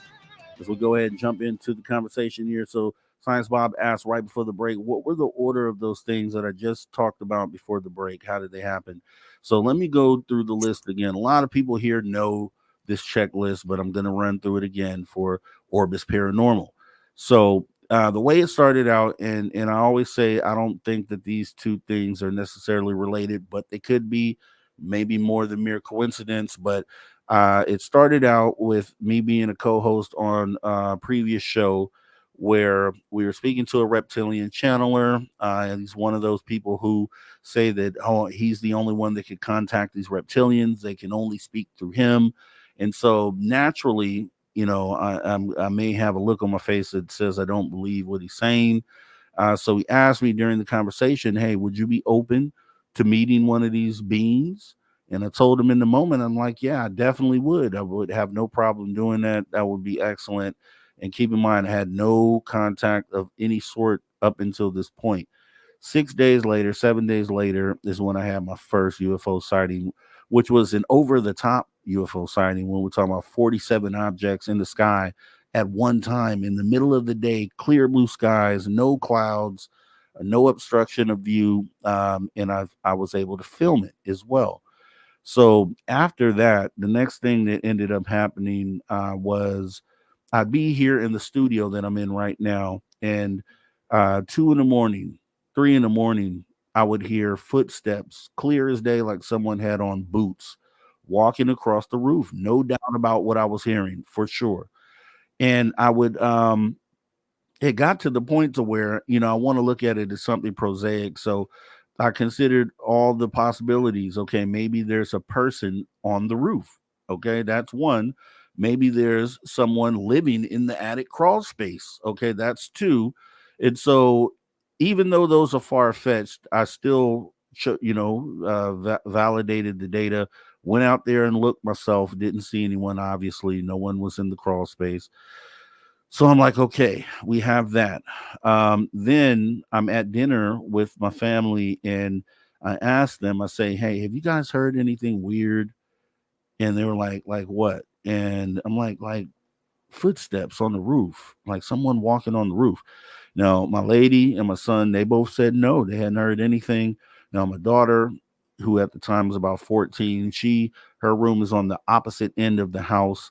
And she stated that she had been hearing footsteps on the roof as well. And she didn't want to see anything. So I'm like, okay, well, there we go. Confirmation on that. Next thing that happens is I'm out of town and I'm coming back home at about midnight. My daughter is here by herself at the time, and she's on TikTok with her friends on FaceTime. Well, she's on FaceTime, actually. She has the phone mounted on her door because they do these little silly dances the kids do. And so she's in the hallway doing her silly TikTok dances, and she has to go to the restroom. So she leaves her phone mounted to the door. She goes to the restroom. While she's in the restroom, her friends hit the screen capture button on the phone and capture. And when she comes out the bathroom, they tell her, hey, someone's in your house.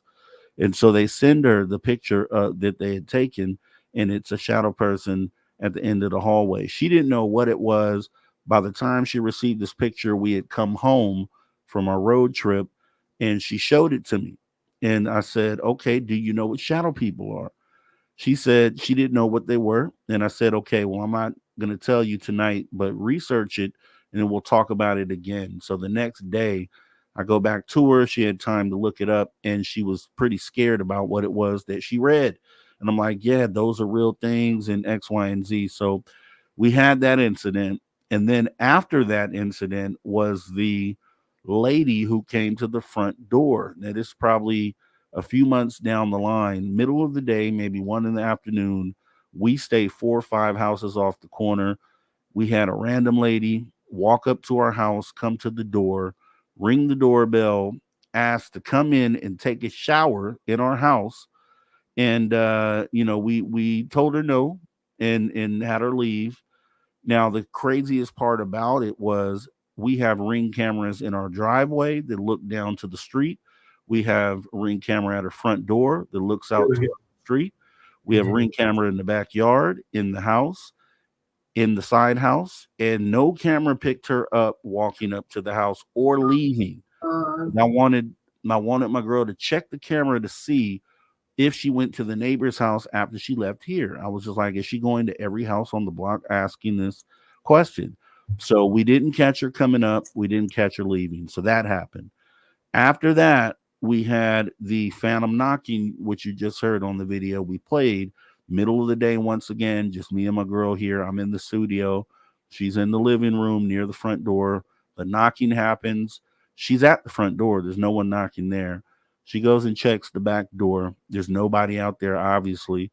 And you heard the knocking. It was clear as day. So we had that. And then the last thing that happened would have been those orbs that were being picked up on the camera. So a week after we came back from Virginia City, we have those orbs that triggered the camera like probably 6 or 7 times. There's like 6 or 7 videos. And the only reason why I feel like that activity stopped is because that's where my daughter stays when she's home from college. At the time that this happened, she had not gone home for summer yet. So she's been at home now all summer. She just went back about a week ago, back to campus. And during the time she was here, obviously we shut those cameras off.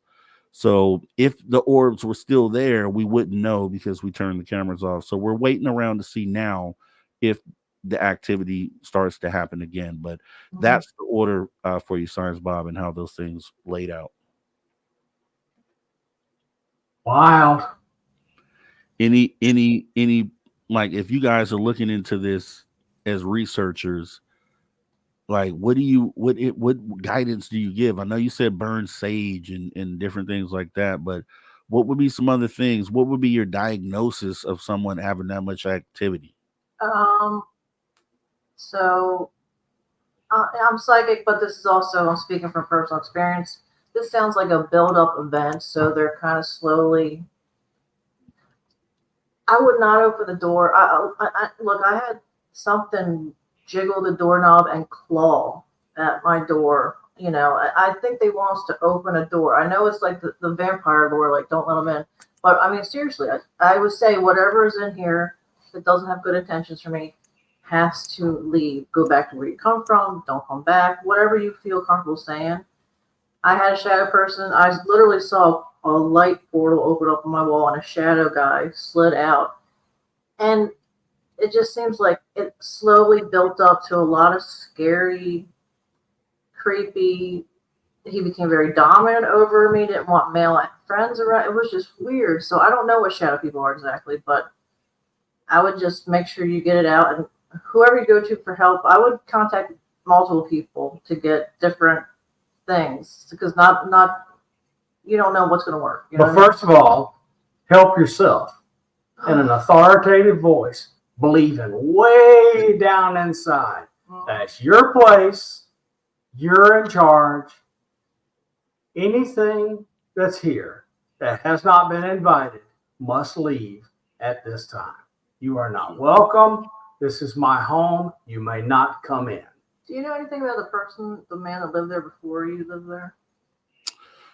We don't have much information. The family was living here. They were here as when we were coming to check the house out to buy it. They were still living there, but I do know for a fact that our neighbor knows them very well. So that's what kind of where I want to get in. But it's kind of tough. How do you approach your neighbor and ask him a question like that? Because if he says no, he hasn't heard of anything weird happening. Well, now he knows you're experiencing weird things at your house, right? So. Yeah. How do you ask that question without getting... Did the neighbors ever have an intruder? Yeah, okay. That's what I'll do. I'll see him out there and I'm like, okay, today's the day I'm gonna ask him. Today I'm gonna ask him. And then or you could be like, oh, one of my kids said they saw this. Isn't that funny? Or make it, kind of make it funny in a joke sense, and then maybe that person will be triggered to say, well, yeah, I've heard of something like that at your house or at our house, because sometimes they go to house. It's not just your place. And that was another thing, because I'm like, okay, is that the reason why we got the house for such a deal, and why the people were just so ready to leave, or you know what I mean? And so am I going to uncover that there was all this weird activity that happened here prior, and it kind of ran them off? So you're entitled to the police reports for that house. And I did. I took that avenue because I'm thinking, okay, at first I thought paranormal. So I'm like, maybe someone died here. Let me check the records. And I went online and I looked up all death records and things of that nature. And I couldn't find anything that tied to it. But then I came to the conclusion that, okay, someone could have still been sick here and passed away. Maybe not a murder or something along those lines. So, but that's kind of where I was at with the investigation. I would like to know, though,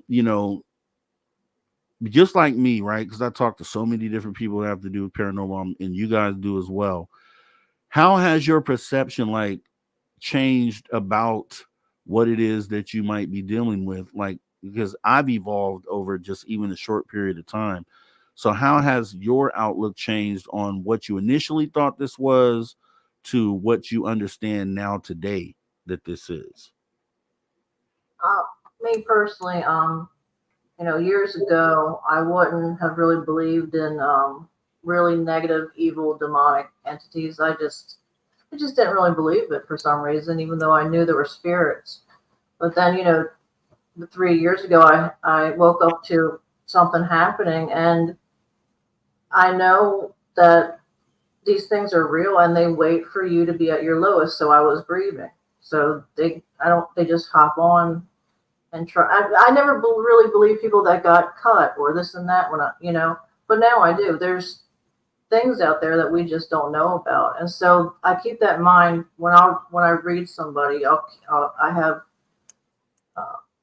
keep that in mind just in case. So, it's very rare that these things happen so extreme, but there's all kinds of things that are around us. So when you walk into a particular, so say you go to research a particular paranormal incident, I'm sure both of you have individually have different strengths.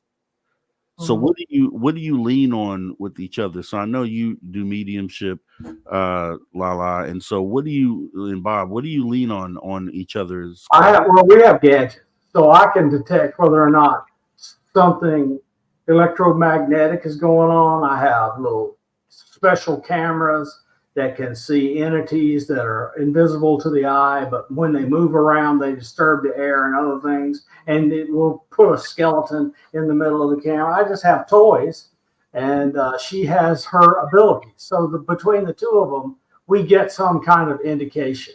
And REM pod, that goes off. If I leave it on, we'd never get any sleep because it goes off all the time. And what's the one that says words? Yeah, the what's your diggy box? That freaked me out. We turned it on in the bedroom one time, and it was like evil murder. Nice. I'm like, oh my god. Oh. I tried to listen to one of those, and my ear isn't tuned yet. So a lot of people can listen to it, and they can key in on different things, but I can't. I haven't been able to do that. Spirit box. Yeah, exactly. Okay. So do you guys actually get out and go investigate places? We're supposed to soon, actually. A high school friend, she lost her father, and there's something negative there. That's been there forever. That she wants us to go check out for her because she wants to sell the house. But what this thing did to them, she wants to cleanse it. She wants proof, and then she wants to cleanse it. Obviously, we can't. I'm not a professional for cleansing, really, you know. So she wants to find somebody to help her with that too. So, will this be stuff that you guys film and show on the show? yeah, she would allow us. Yeah, me and her, we've been ghost hunting at places before. Like Ellicott City in Maryland is very haunted. It's very old buildings, and They have a long she'll be okay history. with They that. have a long history of getting in trouble together. See, I see this show. I see Lala Bright and Science Bob hitting the field and going out and figuring things out. Like that's where I see this show taking you guys. I don't know if that's the outlook or the goal for the show, but it would be cool to definitely see some of that stuff happen real time, like Virginia City and other places that we end up going. So, and nothing scares Bob. Nothing scares Bob. So that's good because I've been shot at so many times. This little stuff isn't going to bother me. and you got the scientific method, and then you have just the spiritual, intuitive side of it, and then that combination together, I think makes for some good stuff. I'm interested in seeing where this goes here. So spend the last few minutes talking about the show. Like, what is the outlook for the show? Who have you had? Who, you know, where would you like to see the show go? What was your? No, It's his baby, you brought in every guest. You know as Okay. much as anything. Well, I have a special guest coming up next week. It's a surprise, but he's a priest, an exorcist priest from the show Eli Ross, where all the priests were talking and sharing experiences. I got him to come on, so that's exciting. We've got another girl named Morgan. She's got a huge YouTube channel that she lives in Appalachian, Mhm. and she shares mimic stories, and people write in and give her their stories, and we've got a lot of good guests coming up. Alan Greenfield comes He's on our coming show. up, He's, yeah. you know, we've gotten good guests. But We're just going to keep going. I like to make it some alien stuff, some, you know, love everybody stuff, and some ghost stuff. So we mix it up, you know. Well, that's good to hear. I just want to make sure, you know, I'm like, this is a good program. These two are good people. Their credentials are there. You know what I mean? So, yeah, this definitely should be one of those shows that everybody should be tuned in or signed into. So I don't know if you guys have already, if you didn't know prior to this show, that they have a show, but you should definitely go on over to Orbis. Is it under Orbis Paranormal? ORBIS, Orbis Paranormal. Thank you. Yep. So Tamalt Man, if you're out there, I don't know if you can provide the link in the chat, but that would be awesome to Orbis Paranormal. We got to make sure we support each other in this, especially the people that are doing the right thing with their platform and looking for answers and trying to kind of further the narrative. That's what we do here. And I think that's what you guys are doing there. So awesome stuff. If you could pick one of the highlights from the moments that you've had so far in Orbis Paranormal, what would be one of the highlights, one of the shows that you've done that you're like, yeah, that was a good one. I made a surprise birthday party one, and Dave Scott came on, Melinda Leslie, Deb Cobble. I mean, a whole bunch of his buddies came on. I thought that was pretty fun. It was good. Yeah. Dad, we've had people come on and they see orbs fly in front of us, or we see orbs fly in front of them. Yeah. And then we've got Jane and Oh yeah. Anyway, so we have these two people come on. They have the same kind of stuff we have. So we just the whole hour plus. Gerald and Jane. They show their crazy stuff and we show our crazy stuff. And then what's not to like about the experiencer who made Bud Hopkins famous? I mean, she's been on twice and we're good friends with her. That is awesome stuff. Like I said, you guys are a good team. as a couple, being able to have these conversations, at the dinner table is definitely a helpful thing because just like I know you talked about before, it's just so hard when you're in a relationship where the other person just doesn't want to hear it. I'll tell you, that was one of the reasons why I ended up starting to do shows and things of that nature is because she didn't want to hear it. You know what I mean? I'm like, I gotta tell somebody it's going like this is actually happening. These things are happening out here. These extraterrestrials have shown themselves. They are here. And and now let's jump down this cryptid rabbit hole as well. Right. Yeah, so that's been my story. But as far as the cryptids go, I guess we got like 3 minutes here. Which one do you fully engage or believe in? So say yeah, that's a real thing. Bigfoot is real. I know what I don't want to be real is the werewolf. Dogman. And they're all over Pennsylvania, and we live right by Pennsylvania, so there you go. Yeah, I'm with the Sasquatch too. There's been, a lot of people debate the Patterson Gimlin film, and they look at it and they're like, "Is it real? Is it fake?" Some people say yes, some people say no. What I look at is the people that I've talked to, and just hearing their voices and then looking them in their face. I'm like, this person saw something. This person is definitely now.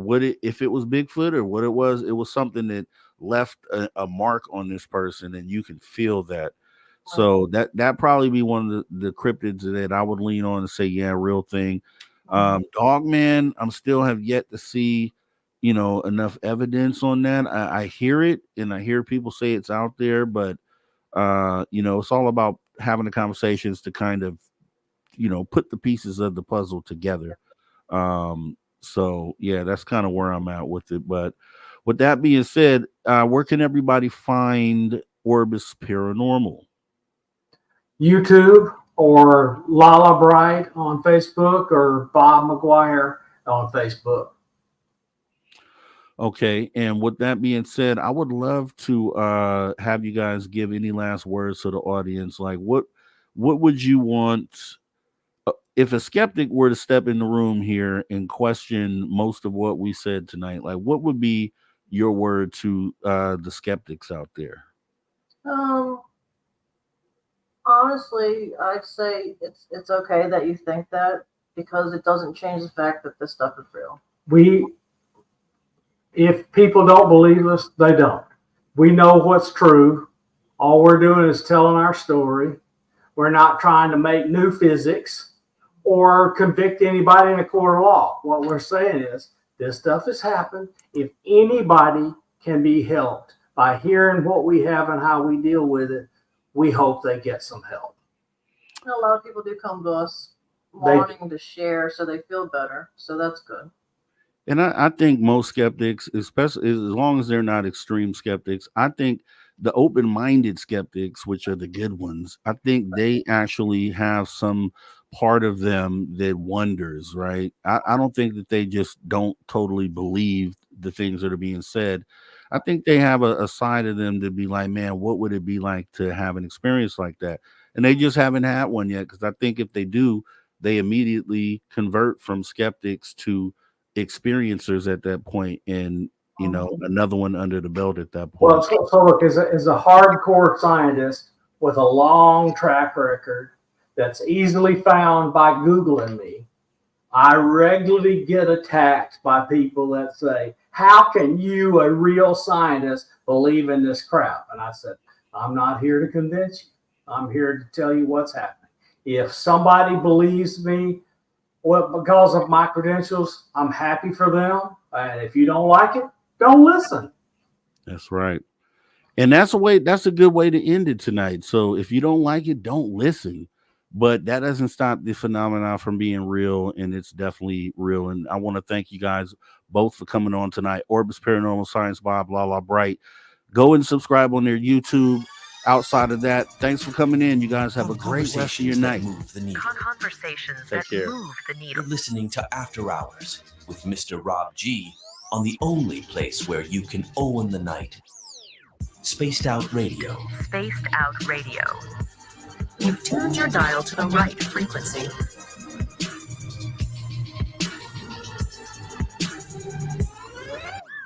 All right, everybody, we'll be right back after this break.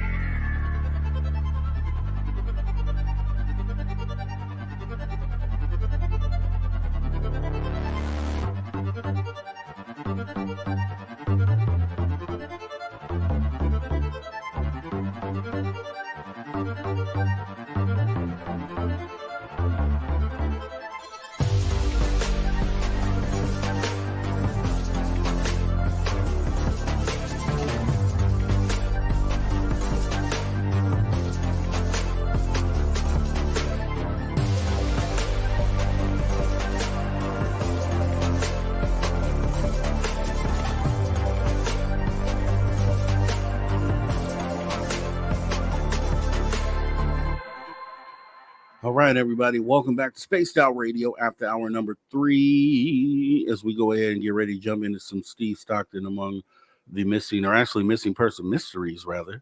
And then getting the after hours wrap up with Drew Bankies. We get ready to go back from radio here in just a second.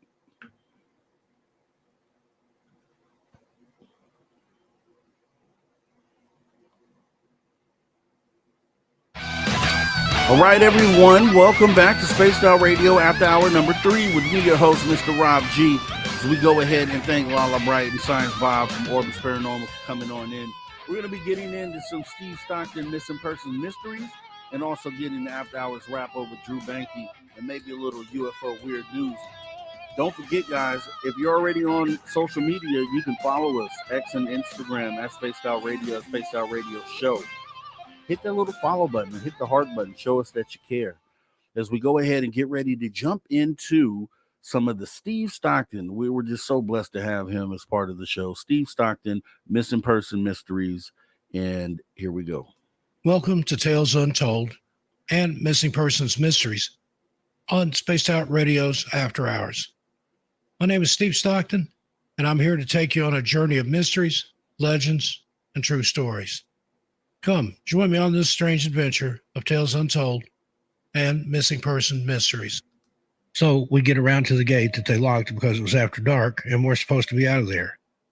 So he walks like a football field away from me trying to find somebody to open the gate, but there's nobody there, and I'm freaking out the whole time because he left me in the car by myself, and I'm thinking it's going to come back and get me. He eventually comes back to the car, and we just ended up driving around the big stones they placed around the gate to keep people in or out so people can't drive around it, but we found a way. I was terrified the whole time, mainly because I didn't know what it was, and I never saw anything like that before or heard of anything like that before. But we got out of there, and I was obsessed for the longest time with figuring out what it was. I Googled everything I could think of, and I came across the Reddit story and your other stories about some witness encounters with invisible things in the woods, but no definitive answers. These were just stories people told, just like mine, but nobody seems to know what it is. I'm sure people thought I was nuts for a while because I was talking about it because I wanted to know what it was. I wanted to know what it was, why it was there, where it came from, and why it chose us. Because Lee's Summit is not a small town. A lot of people bike and hike out there along with fishing and camping. So I was hoping that somebody else had seen it. As well, how am I going to find out unless I talk about it, share my story, and ask questions? But as you would expect, everybody just kind of looked at me like I was crazy. My boyfriend wouldn't talk about it with anyone, barely would talk about it with me.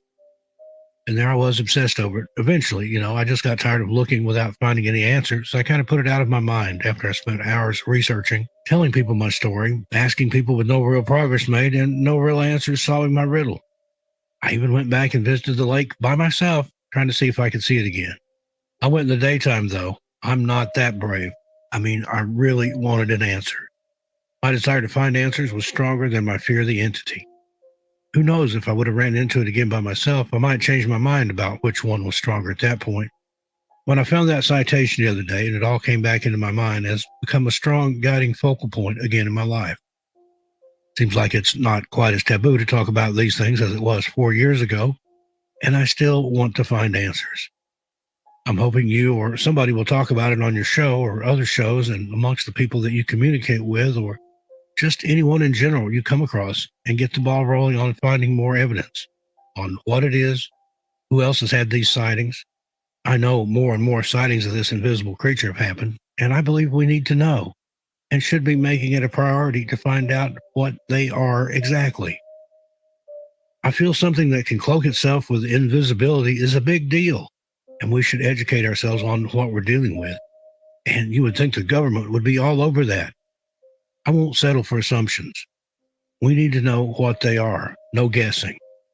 I've heard Bigfoot and aliens, but I want to know for sure. I want to know 100%, no question. Okay, so that was the first experience at Lake Jacomo. The other one was just a couple months ago when I went to the lake all by myself, because I'm a big girl, but kidding, making jokes. But I was alone, and on this day, there was nobody out there. I could have screamed, and there would have been nobody near enough to hear me. The overall energy was a little unnerving. I typically always walk down a certain trail, and I go down by the water and I look for driftwood. Then I go back to the trail and keep walking around, checking on my little spots for gorgeous driftwood I can't live without. That day, it just felt different. I felt uneasy, and I thought I heard somebody holler something while I was down by the water, but I didn't see anybody, and I know for a fact there were no cars parked at the trailhead when I came down just moments before. I can remember feeling like I needed to constantly be aware of my surroundings, and generally, I'm stuck in the dirt looking for arrowheads or looking for driftwood, and I'm not paying attention to my surroundings. But that day, something told me I needed to. Of course, there was also the fact that I kept seeing what I thought was a bird flying from one tree to another out of my peripheral vision. But when I looked up, there'd be nothing there, and this happened several times. But instead of leaving, I got out my phone and I started recording. It went on for about, 20 minutes. Then I turned around and went back, ignoring my gut feeling, but I made it out of there. And when I got home, I went over my video footage. And lo and behold, I caught a black orb. I know I saw it follow me around, and I caught it no less than 14 times on 3 different videos, plus a couple of other different anomalies, and I would like to know what they are and what it meant. I did look up orbs and their colors and their meanings. Black orbs usually get a bad reputation because they usually accompany something bad happening to somebody. But the role of these entities, as far as I understood it to be, is to make you uncomfortable so you leave a certain situation because there's something in the area or in front of you that's going to harm you. So really, in my eyes, they're a blessing. It's like they're watching out for you. Even if they make you feel uncomfortable, it's for a good reason. On the same token, I didn't leave when I felt like I should have that day. Instead, I kept going and recording, and nothing bad happened to me. So maybe they weren't even black orbs after all. Maybe just some other type of entity. I don't know, but I would like some answers. Thanks, Christina. Stick being encounter. My experience with a stick being wasn't unpleasant because it was so mischievous and made me smile. This was 30 years ago, and I collected bare winter branches from the floor of the woods to display in a white china vase in my home. After a few days, I started to find things disappearing, then a little time later, finding the missing object in a ridiculously visible place.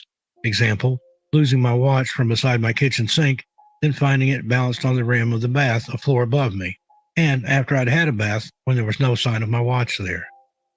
Another time, I saw peripherally a small black knobby stick man about 18 inches high and twig limbs, about as thick as your little finger, an oval smooth face, sparkling eyes, thin-lipped, big grin, and really funny nub-like hair and frondly bits too, and a darkish charcoal color, peeping at me from various places. And I would hear a rather delightful tinkly laugh, and I knew it meant me no harm and was having fun with me, so I began chatting with him. Knew he was male somehow, as if he were just a pal or friend visiting me and leaving out nuts and honey in a tiny pot and bits of fruit at night, and it was always gone in the morning, even the tiny pot. I knew, after a time, that he wasn't there by chance, so I thought back to see when he may have arrived. It didn't take long to realize it was the sticks I'd taken. He'd come with them. So I took them from the vase and announced I was sorry I'd taken the twigs without permission and was taking them back where I'd found them, but that I'd enjoyed his company and pleased he had liked my food gifts, and he was welcome to return any time. I returned the sticks and twigs and said sorry for just taking them and left, but learned a valuable lesson. Never to take things from nature, but always ask permission first. It's so important because nature spirits can cause you misfortune, even illness, if you disrespect them. I always ask, even when berry picking. And if I feel a negative atmosphere, I go somewhere else. I used to call my visitor Twig Man, and yes, he occasionally returned, and I gave him food gifts. And sometimes he left me seeds, which I planted. This is true, and it never struck me as being odd or thinking I was delusional. I'm very stoic and level-headed, but I'm not blinkered. Please respect nature, and it will respect you, and often give you things money can't buy. Good things for your well-being. Thanks. Signed, Anonymous. Shadow Entity Encounter. This happened to me in 2016. I moved from New Mexico to Washington State. Well, I used to go walking with family members every morning after taking our children to school near Battleground, Washington, in Battleground Lake State Park. On this particular day, she had errands to run, so I found myself going alone. I parked my car, get out, stretch, get ready for my 3-mile daily walk. So I started off walking, got about 5 minutes into the park, and everything felt quite eerily quiet at that moment, and nothing looked familiar. I got this weird feeling I was no longer alone, and I could feel someone or something watching me as I panicked and started walking faster. I could hear twigs breaking around me in every direction. So I started walking even faster. Suddenly, I was in full-on running sprint. I broke from the tree line and ended up really far from my car, like 15 minutes away, when I know I had barely walked a few minutes. I could still hear hurried footsteps behind me, though, and all of a sudden I felt hands behind my back, and I was shoved so hard to the ground. Whatever had done it with such hatred and anger that when I fell, I actually heard my bones break underneath me. I'd shattered my elbow and broke my wrist, and that's not even the worst part. It had done it in front of an oncoming vehicle. Well, thank God the person driving had seen me before I was pushed in front of his car, but he did say he saw what looked like a humanoid, shadowy figure literally push me in front of his car. The damn thing literally tried to kill me. And I tell you one, I never went for a walk in those woods again. Signed, Anonymous. The Ghosts in the Barn. When I was a kid in Ohio, my friends had a building behind their house. The big part of the building was locked up, and the one end they used as a garage. I was snooping around and found a secret passage into the other side of the building that was locked up. The garage had a second floor, and I went up there, and the sun was shining just right, so it was coming through a hole in the wall. I went over, pushed on it, and it moved. I pushed harder, and it slid to the right, and there was an opening. I looked in, and it was the huge other side of the building, full of all kinds of stuff. There was a ladder that you had to go down from the second story to the ground level. I climbed down the ladder and was looking around. It was like King Tut's treasure room to a little kid. An old Victrola and stacks of 78 RPM records, stacks of old tin-type photos. I thought they were gold, so I started shoving them in my jean jacket pockets. Just then, I heard a crash, and things started flying through the air. Then a big crowbar flew past my head, and I hauled ass up that big ladder and into the second story over the garage and down the stairs and ran all the way home. I still have those tintypes. Those ghosts were pissed that I was messing with their stuff. Signed, Anonymous. Right, Steve Stockton, Tales Untold, Missing Persons Mysteries. We always have to thank Steve Stockton for letting us, tell these tales or retell these tales. Steve Stockton has the voice of someone who can read the dictionary to you and make it sound suspenseful. As I always say, he just has that voice, right? So with that being said, we're going to go ahead and jump right on into our next segment of the night, which is going to be the After Hours wrap up. And we'll bring in our guy to do that. Here we go. Darn, you're a name of a monster! Come here, I'm gonna eat you! Get in my belly! Kick him in the north! He doesn't have north! Go it! Wolfman's got north! You're a monster!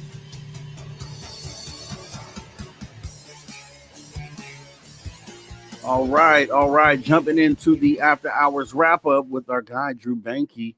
What's going on, Drew? How you been? Yo. Just been, just watching this interview and that just happened with Lala and Bob. What's some interesting footage, man? Just some cool stuff. Yeah. I got the chance to retell my story, man, because I've had some new revelations since time is gone. I did want to ask you, because I asked them this. When was it for you that the paranormal and this whole phenomena became a real thing to you? Like what moment could you point to say, yeah, that was like the turning point? Man, I remember when I was a kid, it was probably, I don't know, middle school-ish. I don't know, maybe early high school. It was on the bus, and we were dropping off. It was like this house out in the country. It was a farmhouse, and right across the street from it was another farmhouse.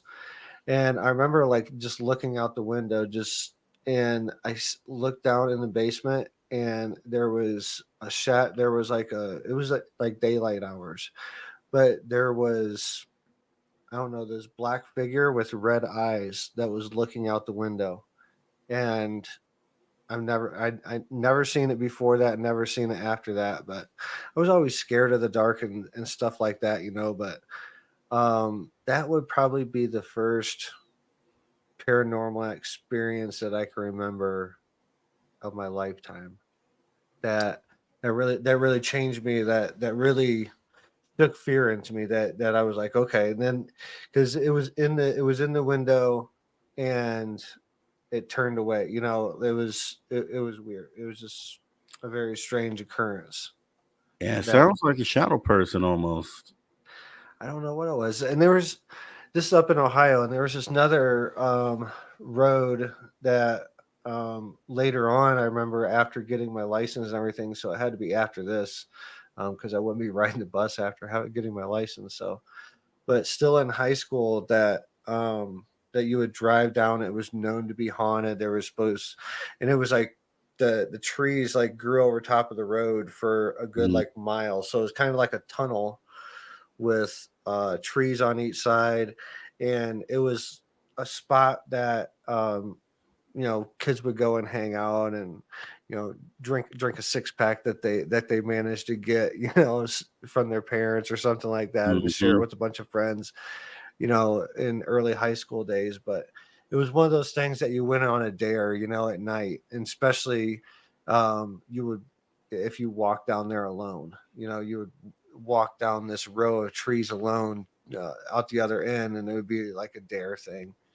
But yeah, I've definitely seen things that were strange there, and extreme changes in temperature in from 10 feet to the next 10 feet.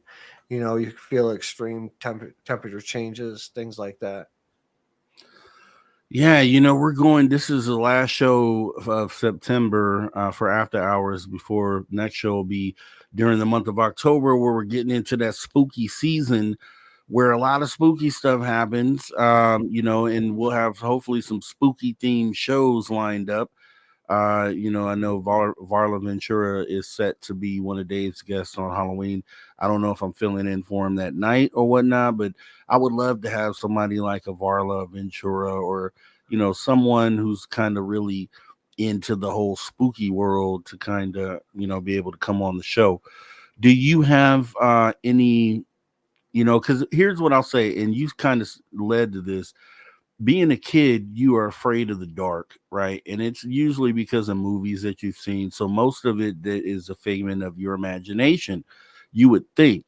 But now that, we're in a world where we know that unseen things can actually be there and can cause situations where you might feel watched, or you may hear something, that isn't your imagination.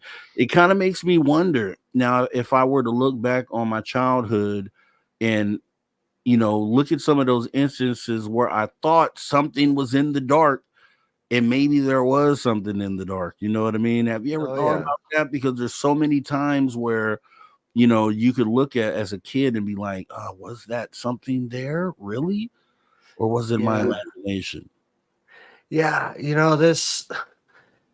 I didn't know that I was a sleepwalker, and I don't know, it's probably in my preteens, 11, 12.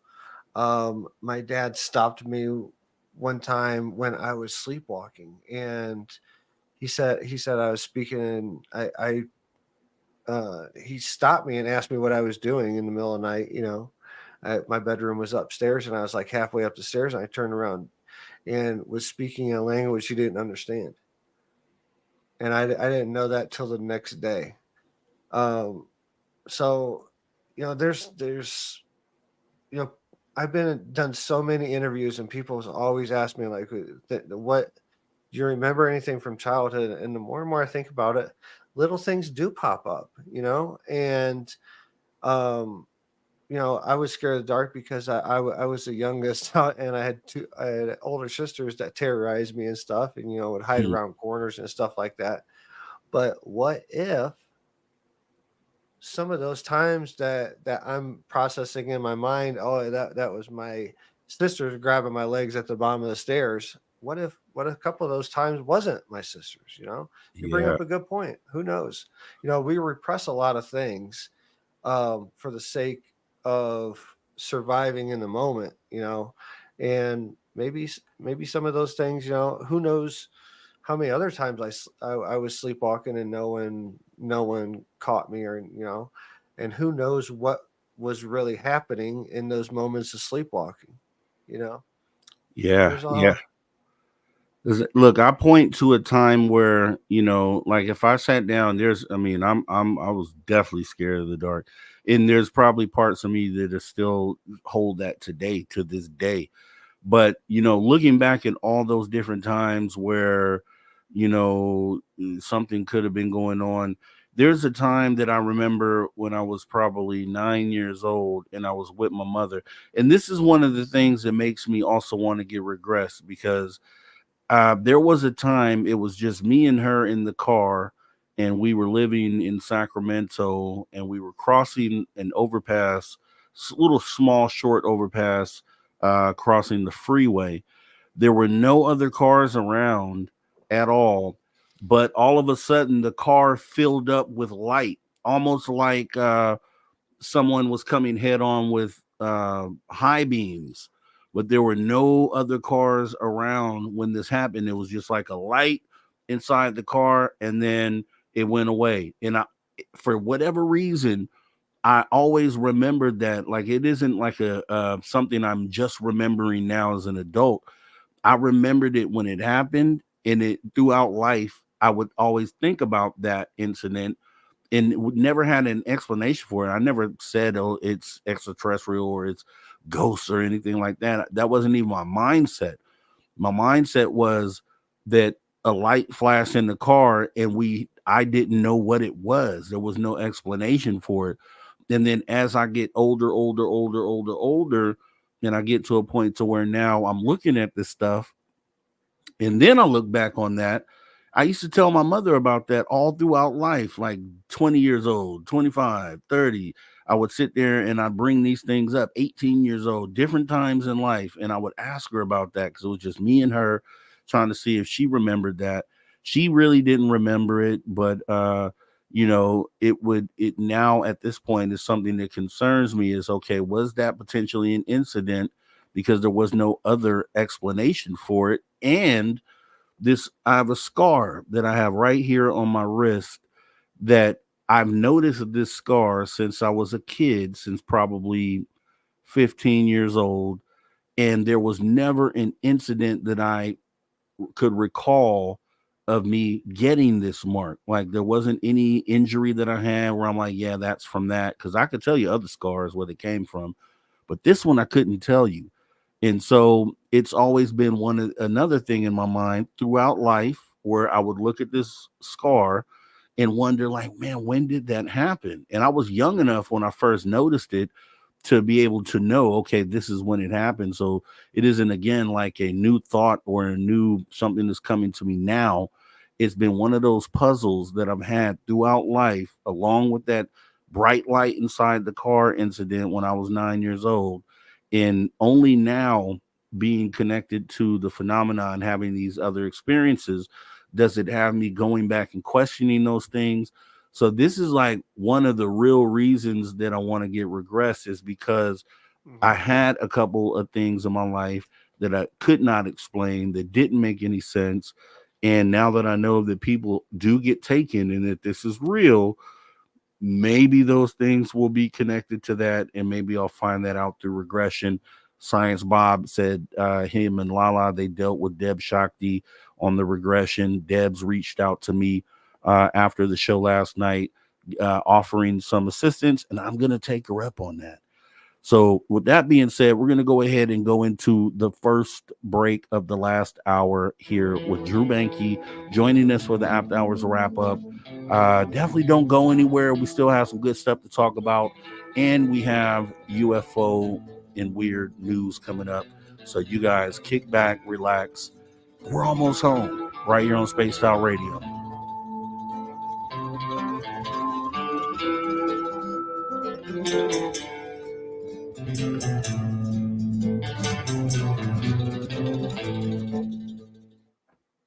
Yes, and we are clear. And thank you, Lala Bright, for that awesome support. The Spaced Out Radio. Lala was our guest tonight, along with Science Bob. If you missed it, definitely jump into the archives and check out what you missed. Definitely awesome stuff going on at Orbis Paranormal. And if you haven't subscribed over there, please consider doing that for sure. Filthy says, do it, Rob. Debs is the best. Yes, she is. And it was kind of cool to get that information from Science Bob as far as the experience, because I'm thinking of regression. I guess we'll kind of save this one when we come back, but I'm thinking of regression as this whole traumatic thing, you know what I mean, that could change you forever as far as how you come out on the other end of it. So, yeah. You should do it live. You should live stream it. Yeah, I would definitely record it for sure. I think that's definitely going to be a thing, and figure out the best way to do that. Deb from Sacramento, Deborah Rooney checking in with Sweet Robbie G. Thanks for coming in, Deb. It's been a while since I've seen you. It's good to see your name out here in the chat, and good to see you joining us, Deb from Sacramento, from my hometown, Sacramento. Let it be known where the incident happened, where I'm telling you where I saw the flash of light, and where I grew up with this scar was in Sacramento. And, you know, definitely could be some stuff going on there. I don't know. How's it going, Debs? Good to see you. I've known you for longer. I've known Rob. Yeah. I see Deb's name pop up on old shows in the archives. I'm like, dang, I see a lot of people in here whose names pop up in those archive shows with super chats and questions. And I'm like, wow, you guys have been here for a minute. Man, it's been like 3 years since I was on Fade to Black with Jimmy, and that's when I first met Debs in the chat. Oh yeah. No, Deb from Sacramento, not to be confused with Debs Shakti, two different people, guys, in Radio Land. But both stellar people. Both awesome souls. You're absolutely right about that. I love the community, man. Like, you know, the UFO and disclosure community. A lot of people outside of it always say that there's a lot of inner fighting and everything, but I see a lot of community in it. You know, there is, you know, back and forth banter here and there, but I see a community, you know. I see, you know, when I see it as like a dysfunctional family, right? It's almost what I see, like an actual dysfunctional family, because there's parts of, you know, ufology that are really dysfunctional.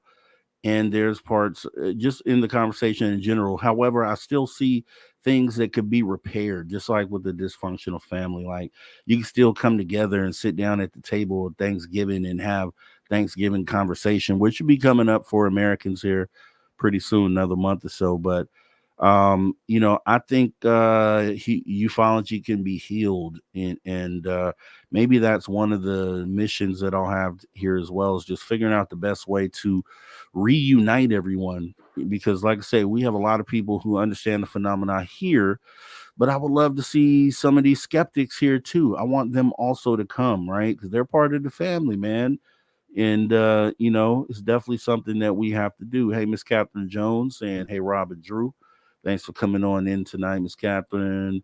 Hope everything turned out for you well out there. I know Miss Catherine was out there in the hurricane area. And so prayers goes out to Miss Catherine and everyone involved that were adversely affected by the storms out there.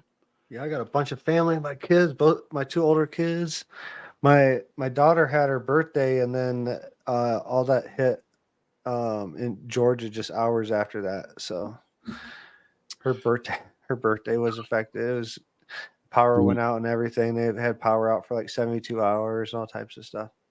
And Hey, I want to talk about that. I want to circle back to that mark that you have and talk about that.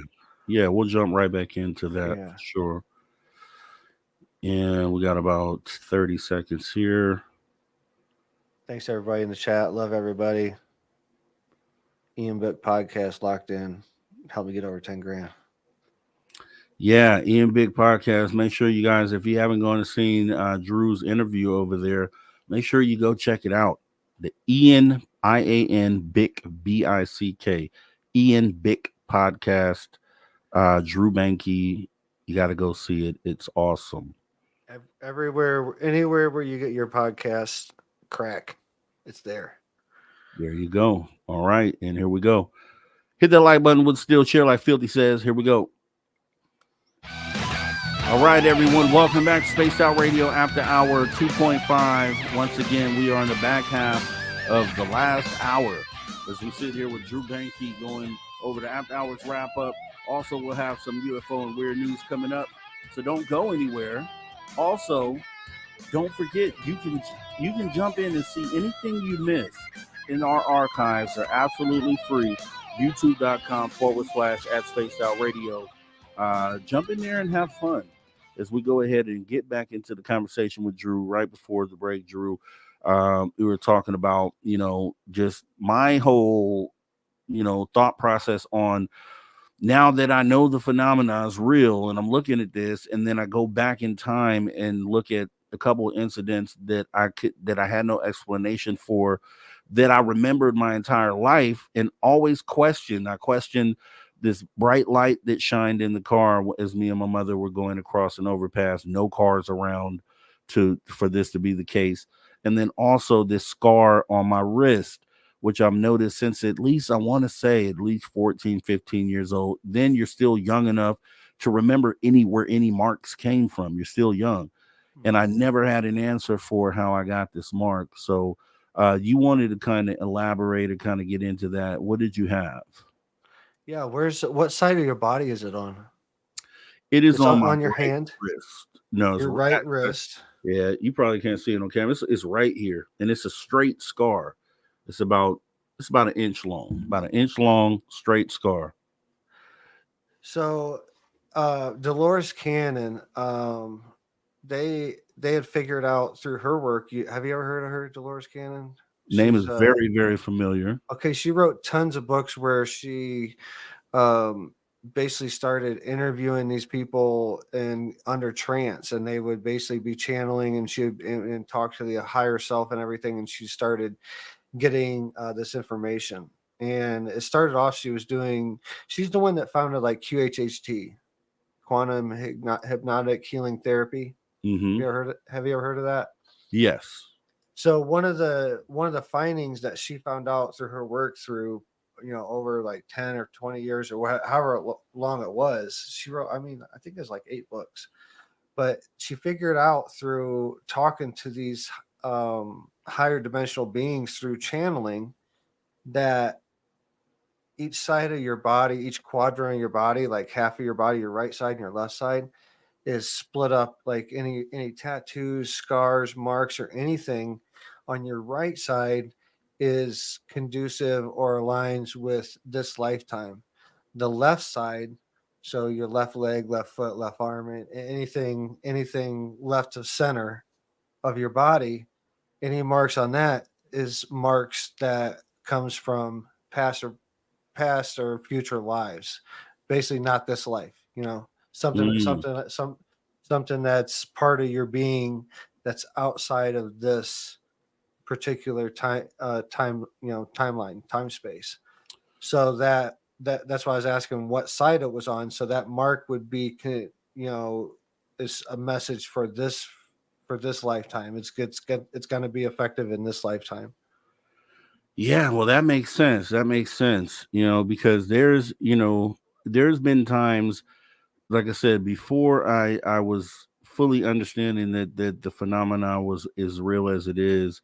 There would be times where I don't want to say near death experiences, right? But I'll say there were things that happened that I would always question, wow, you walked away from that. And not necessarily like a car crash, but things that could have gone anyway, right? But the outcome of it was obviously a good one instead of a bad one. And I would always ask myself, in retrospect too, when I look back, and I'm like, wow, okay, you got through that, you got through that, you got through that. And I would always wonder, I would think of it as potentially like a God thing where maybe there's a purpose that I'm here and then I'm being kept here for some reason that I don't know about. So the religious side of it. And then now that I am into the phenomena or understand that the phenomena is real, then now it's kind of shifted into, okay, it could be that, but then am I also being protected for some reason, by some other things that may have, be engaging with me throughout my life? And I guess off that all those answers will come after the regression, because then I can go back then and start connecting dots about these different questions that I have. But it sounds far out, right? And then so you look at him like, okay, oh, he's falling into the whole thing. No, that's exactly what I'm not trying to do. So that's why I always recalibrate, take a step back, to all the information that I get from talking to people and to intake. I don't make those as thoughts of my own, even though we talk through them. I still try to stay in the middle of the road with my perspective. And that's where I'll stay even going through regression. I want to make sure on the other side of regression that I can still maintain that middle of the road approach and not fall one way or the other as far as, my feelings about the phenomena, if you know what I mean. Yeah, but you got to be like what we was talking about last night. You got to be able to let go of things that don't serve you anymore moving forward. My donkey every show I've done since I've had him. That's awesome, dude. That's actually awesome. He's speaking. It's like midnight tonight. It's like midnight right now. So yeah. So no, but you got to be ready to let go of that stuff though, because you might. I mean, the whole point of doing it is trying to figure out, more about Rob, more about yourself, like where you come from or where you're going or whatever. So you got to be ready. Like maybe you will have a different outlook. Maybe your center is going to change, and that's ultimately the goal deep down is to change your center. So to say that you want to come back to center and hold that, I would think about that a little deeper and be like, the whole reason I'm going there is to change my center to a different position, really. Yeah, it is in a way, but the thing, you could be shown something that can take you fully to a believer side, where it's like, I've seen the answers now, and you see some people in the community like that. They're like, hey, I've seen the answers, so I'm going to tell you, as a matter of fact, these things are true, and to everyone else, it's not provable. So in the eyes of everyone else, that person who makes those sort of statements has kind of taken one side of the conversation, even though they may have been proven to them that these are the things to say and that these are the truths of what's going on. But as a host of a show, you want to make sure that you still stay, unbiased as far as it goes, right? Like I've had heavy experiences so far that could literally, just the stuff I mentioned, could put me on a side to where, hey, I know these things are here, so I'm going to take the I know stance versus staying inquisitive and still questioning everything that happens, right? So I want to make sure that I stay within that lane, regardless on what it is that I'm shown. Yeah. You see what I'm saying? I understand what you're saying. Yeah, but I mean, it's just gonna make you a better host and a better person. It's just just growth, dude. It's just gonna make you a better person. You got where it is, and that's I share my thoughts obviously a lot, but I always try to make it clear that this is my experience. Don't take it don't make me a deity. Right. Don't ever make me a deity. I'm just sharing my thoughts, my my perception, and a lot of people align with it. Some people don't. That's and I love them all. Yeah. I mean, I will say this, it comes across for some people who have their own have been convinced to a point to where they're like, no, this is it, and this is what's happening. This is what they're saying. They're saying this, like even though they're speaking their truth, it comes off to some others as okay, this is an all-knowing, all-seeing person. You should stay away from that type of person and stay within a conversation that is still middle of the road. And until we figure out the actual answers where it's definitive that these are the answers, I think as far as being a person that has coast the show, I think it's just my duty to stay in that lane, and not, because if I'm drawn over here to what I believe is true, and then that's what I'm spouting off, and then it ends up that wasn't the truth, then what have I done, right? And so that's kind of where I want to stay away from. So I think recalibrating is a good thing. I think you could still be middle of the road and still have that understanding and truth based on what you've seen or been shown. But as far as when it's time to have the conversation, should still try to take a middle of the road approach. I feel it. I vibe it. All right. So with that being said, Drew, we got about 10 minutes here, and I got a few stories here. Did you want to say anything though about the interview or anything that happened today? Anything you want to leave us with?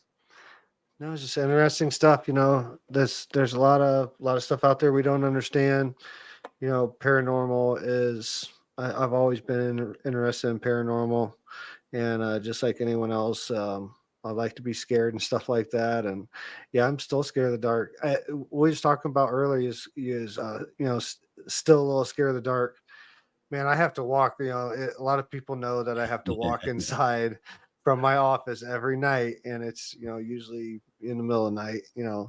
And I've lots of times after hearing guests on here, I'm walking like looking up in the sky, like, is this a night where I'm gonna get abducted, or is something gonna pop out? I'm out here in the middle of the desert, But I think that's what keeps us alive, and I love these stories, and I love to try to understand it more and more. I think it's all connected. All the paranormal, UFO, cryptids, I think it's all connected, like I've always said. And it's been a great week, and I hope everyone has a great Monday and rest of their week coming up. Talk to you later. And I'm glad you admitted that, Drew. So you walk out, because Drew's in a building that's separate from the house, so he has to literally no lights out there. It's in the mountains, pitch black darkness that he has to walk through to go back to the house.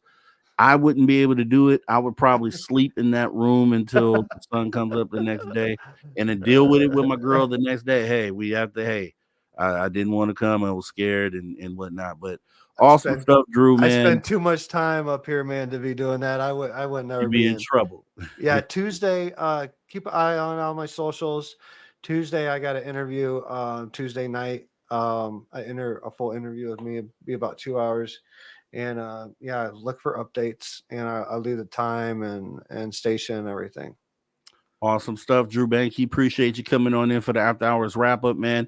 Have a good rest of your night, and we'll be talking soon, dude. Like always. Yeah, man. Hey, you gotta give me an update too. What we was talking about last night. I never got. Yeah, an update. I'll do that for sure. Later, guys. All right, take care. All right, everybody. Drew Banky with the After Hours wrap up. We appreciate Drew coming through and dropping some knowledge on us like always. Now let's go ahead and get ready to get into the news for the night. We have a few weird stories we can talk about here. Ladies and gentlemen, can I please have your attention? I've just been handed an urgent and horrifying news story. And I need all of you to stop what you're doing and listen. All right, UFO and weird news of the week. We had a couple good stories last night. We have a few more that we weren't able to get to. So tonight's first story is going to be about a self-proclaimed time traveler claims to know the exact dates aliens will make contact, and it's very soon, this person says. Alaric revealed the date that we supposedly need to clear our diaries for in anticipation of some alien correspondence. This is an article by Olivia Burke, courtesy to LAD Bible. If you were wondering when the extraterrestrials might finally put us out of our misery and make contact with us earthlings, you're in luck, as this self-proclaimed time traveler reckons he knows the exact date.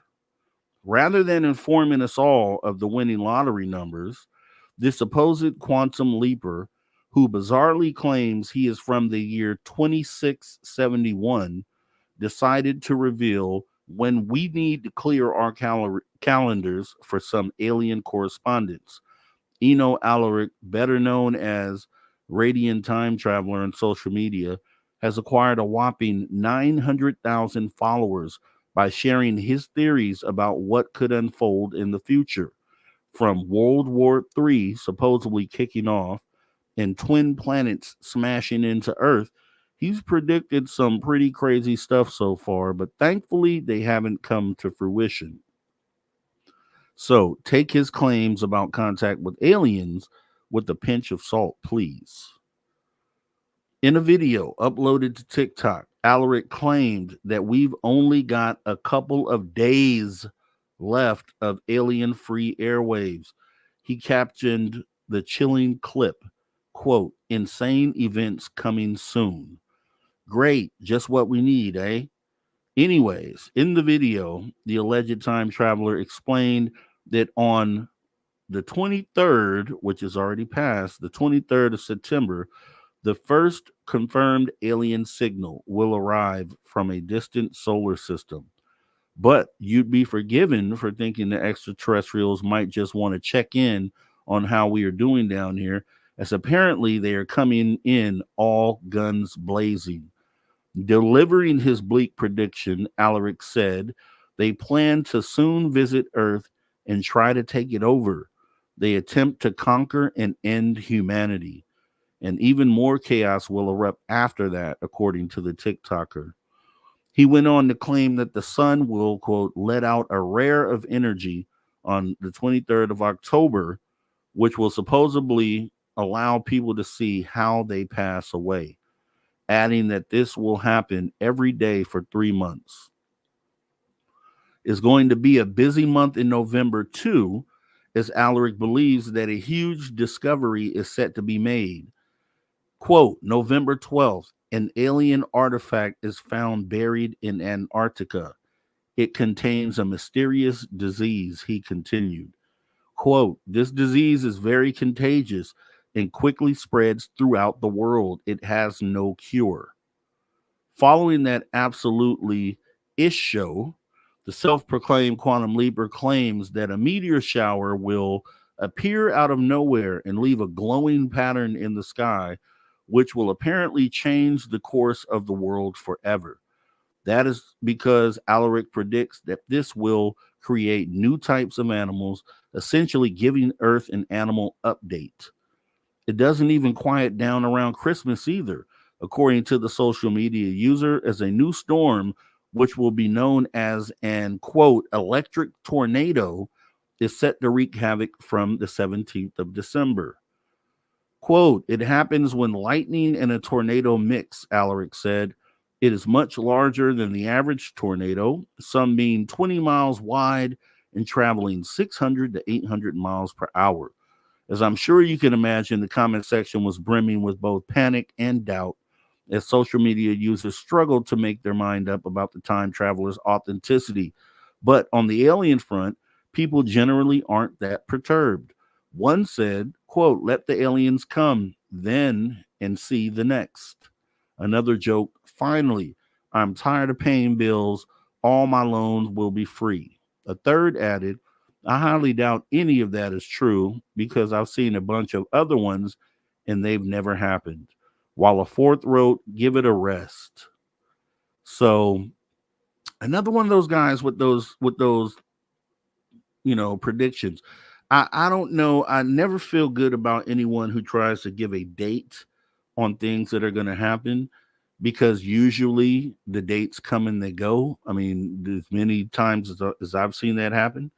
But with that being said, we're going to try to go ahead and get into this one, which we may or may not be able to finish. Top doctor who fell into coma explains what he experienced while in heaven.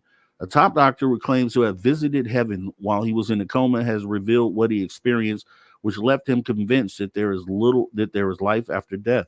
American neurosurgeon and author Dr. Eben Alexander explained that he felt reborn after suddenly regaining consciousness while doctors were weighing up whether to continue providing him with life support. Talk about in the nick of time, eh? The medic's life changed forever in November 2008 when he woke up one morning with a searing headache while working at the Lynchburg General Hospital in Virginia. Within a few hours, I went into a coma. My neocortex, a part of the brain that handles all thought processes and making us human, has shut down completely, he explained.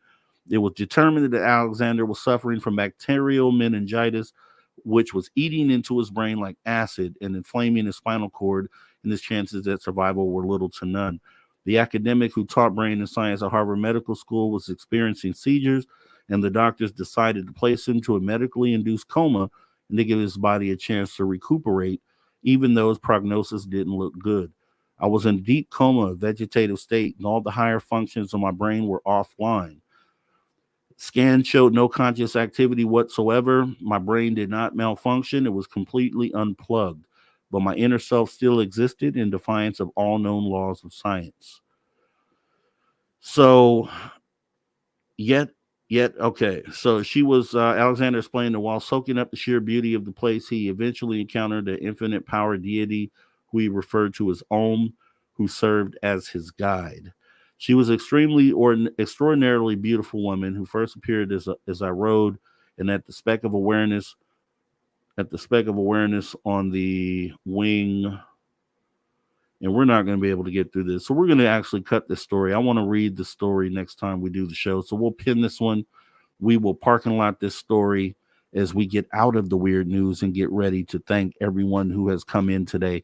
We want to thank Science Bob and Lala Bright, who had come in from Orbis Paranormal, showing love tonight. Also, Drew Banky, who came in for the After Hours wrap up. We want to thank Steve Stockton as well. And we want to thank our super chatters for the night, who were T-Bone, Mike Bothwell, Richard Minnick, Mike Bothwell again, Luna Cole, Lala Bright, actually Deb from Sacramento, and I think that's it. As well, we want to go ahead and thank the man who's rocking us out each and every weekend, the guy you hear right there, Mr. Ron Bobo Fathal, who reminds us to never say never again, which I think is so important because the phenomena is real. And yes, anything and everything is possible. So show your love for the show tonight. Throw your horns up.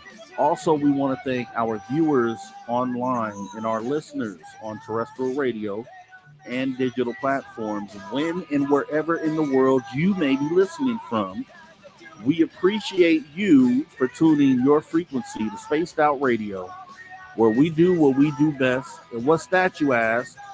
We own the night. Remember, this show is copyrighted Spaced Out Radio and SOR Media Ventures Limited. It's been a pleasure serving you once again as your host. I am Mr. Rob G. This is the After Hours Radio Show. And to all you space travelers out there, this is not a goodbye nor a farewell. However, as we go off air for the night, you can best believe that we'll see you next time. Much love to everybody out there. Take care. Make sure you're back here for Dave Scott tomorrow. And I will see you next weekend. Later.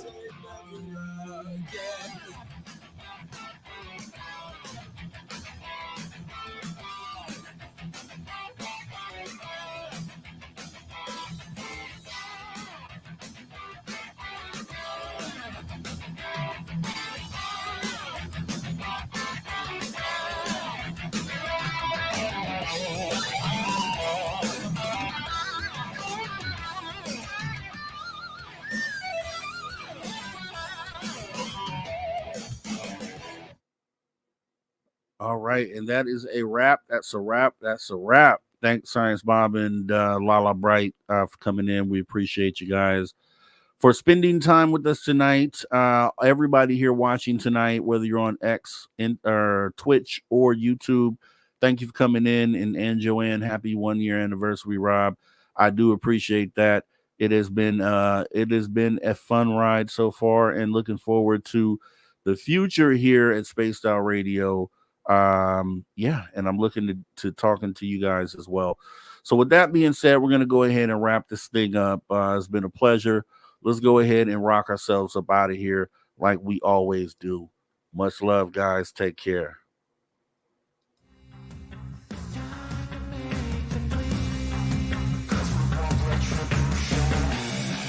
Cause we want retribution. Oh yeah, we want retribution. Oh yeah, we want retribution. Oh yeah, we want retribution. Yeah, we ran out of patience.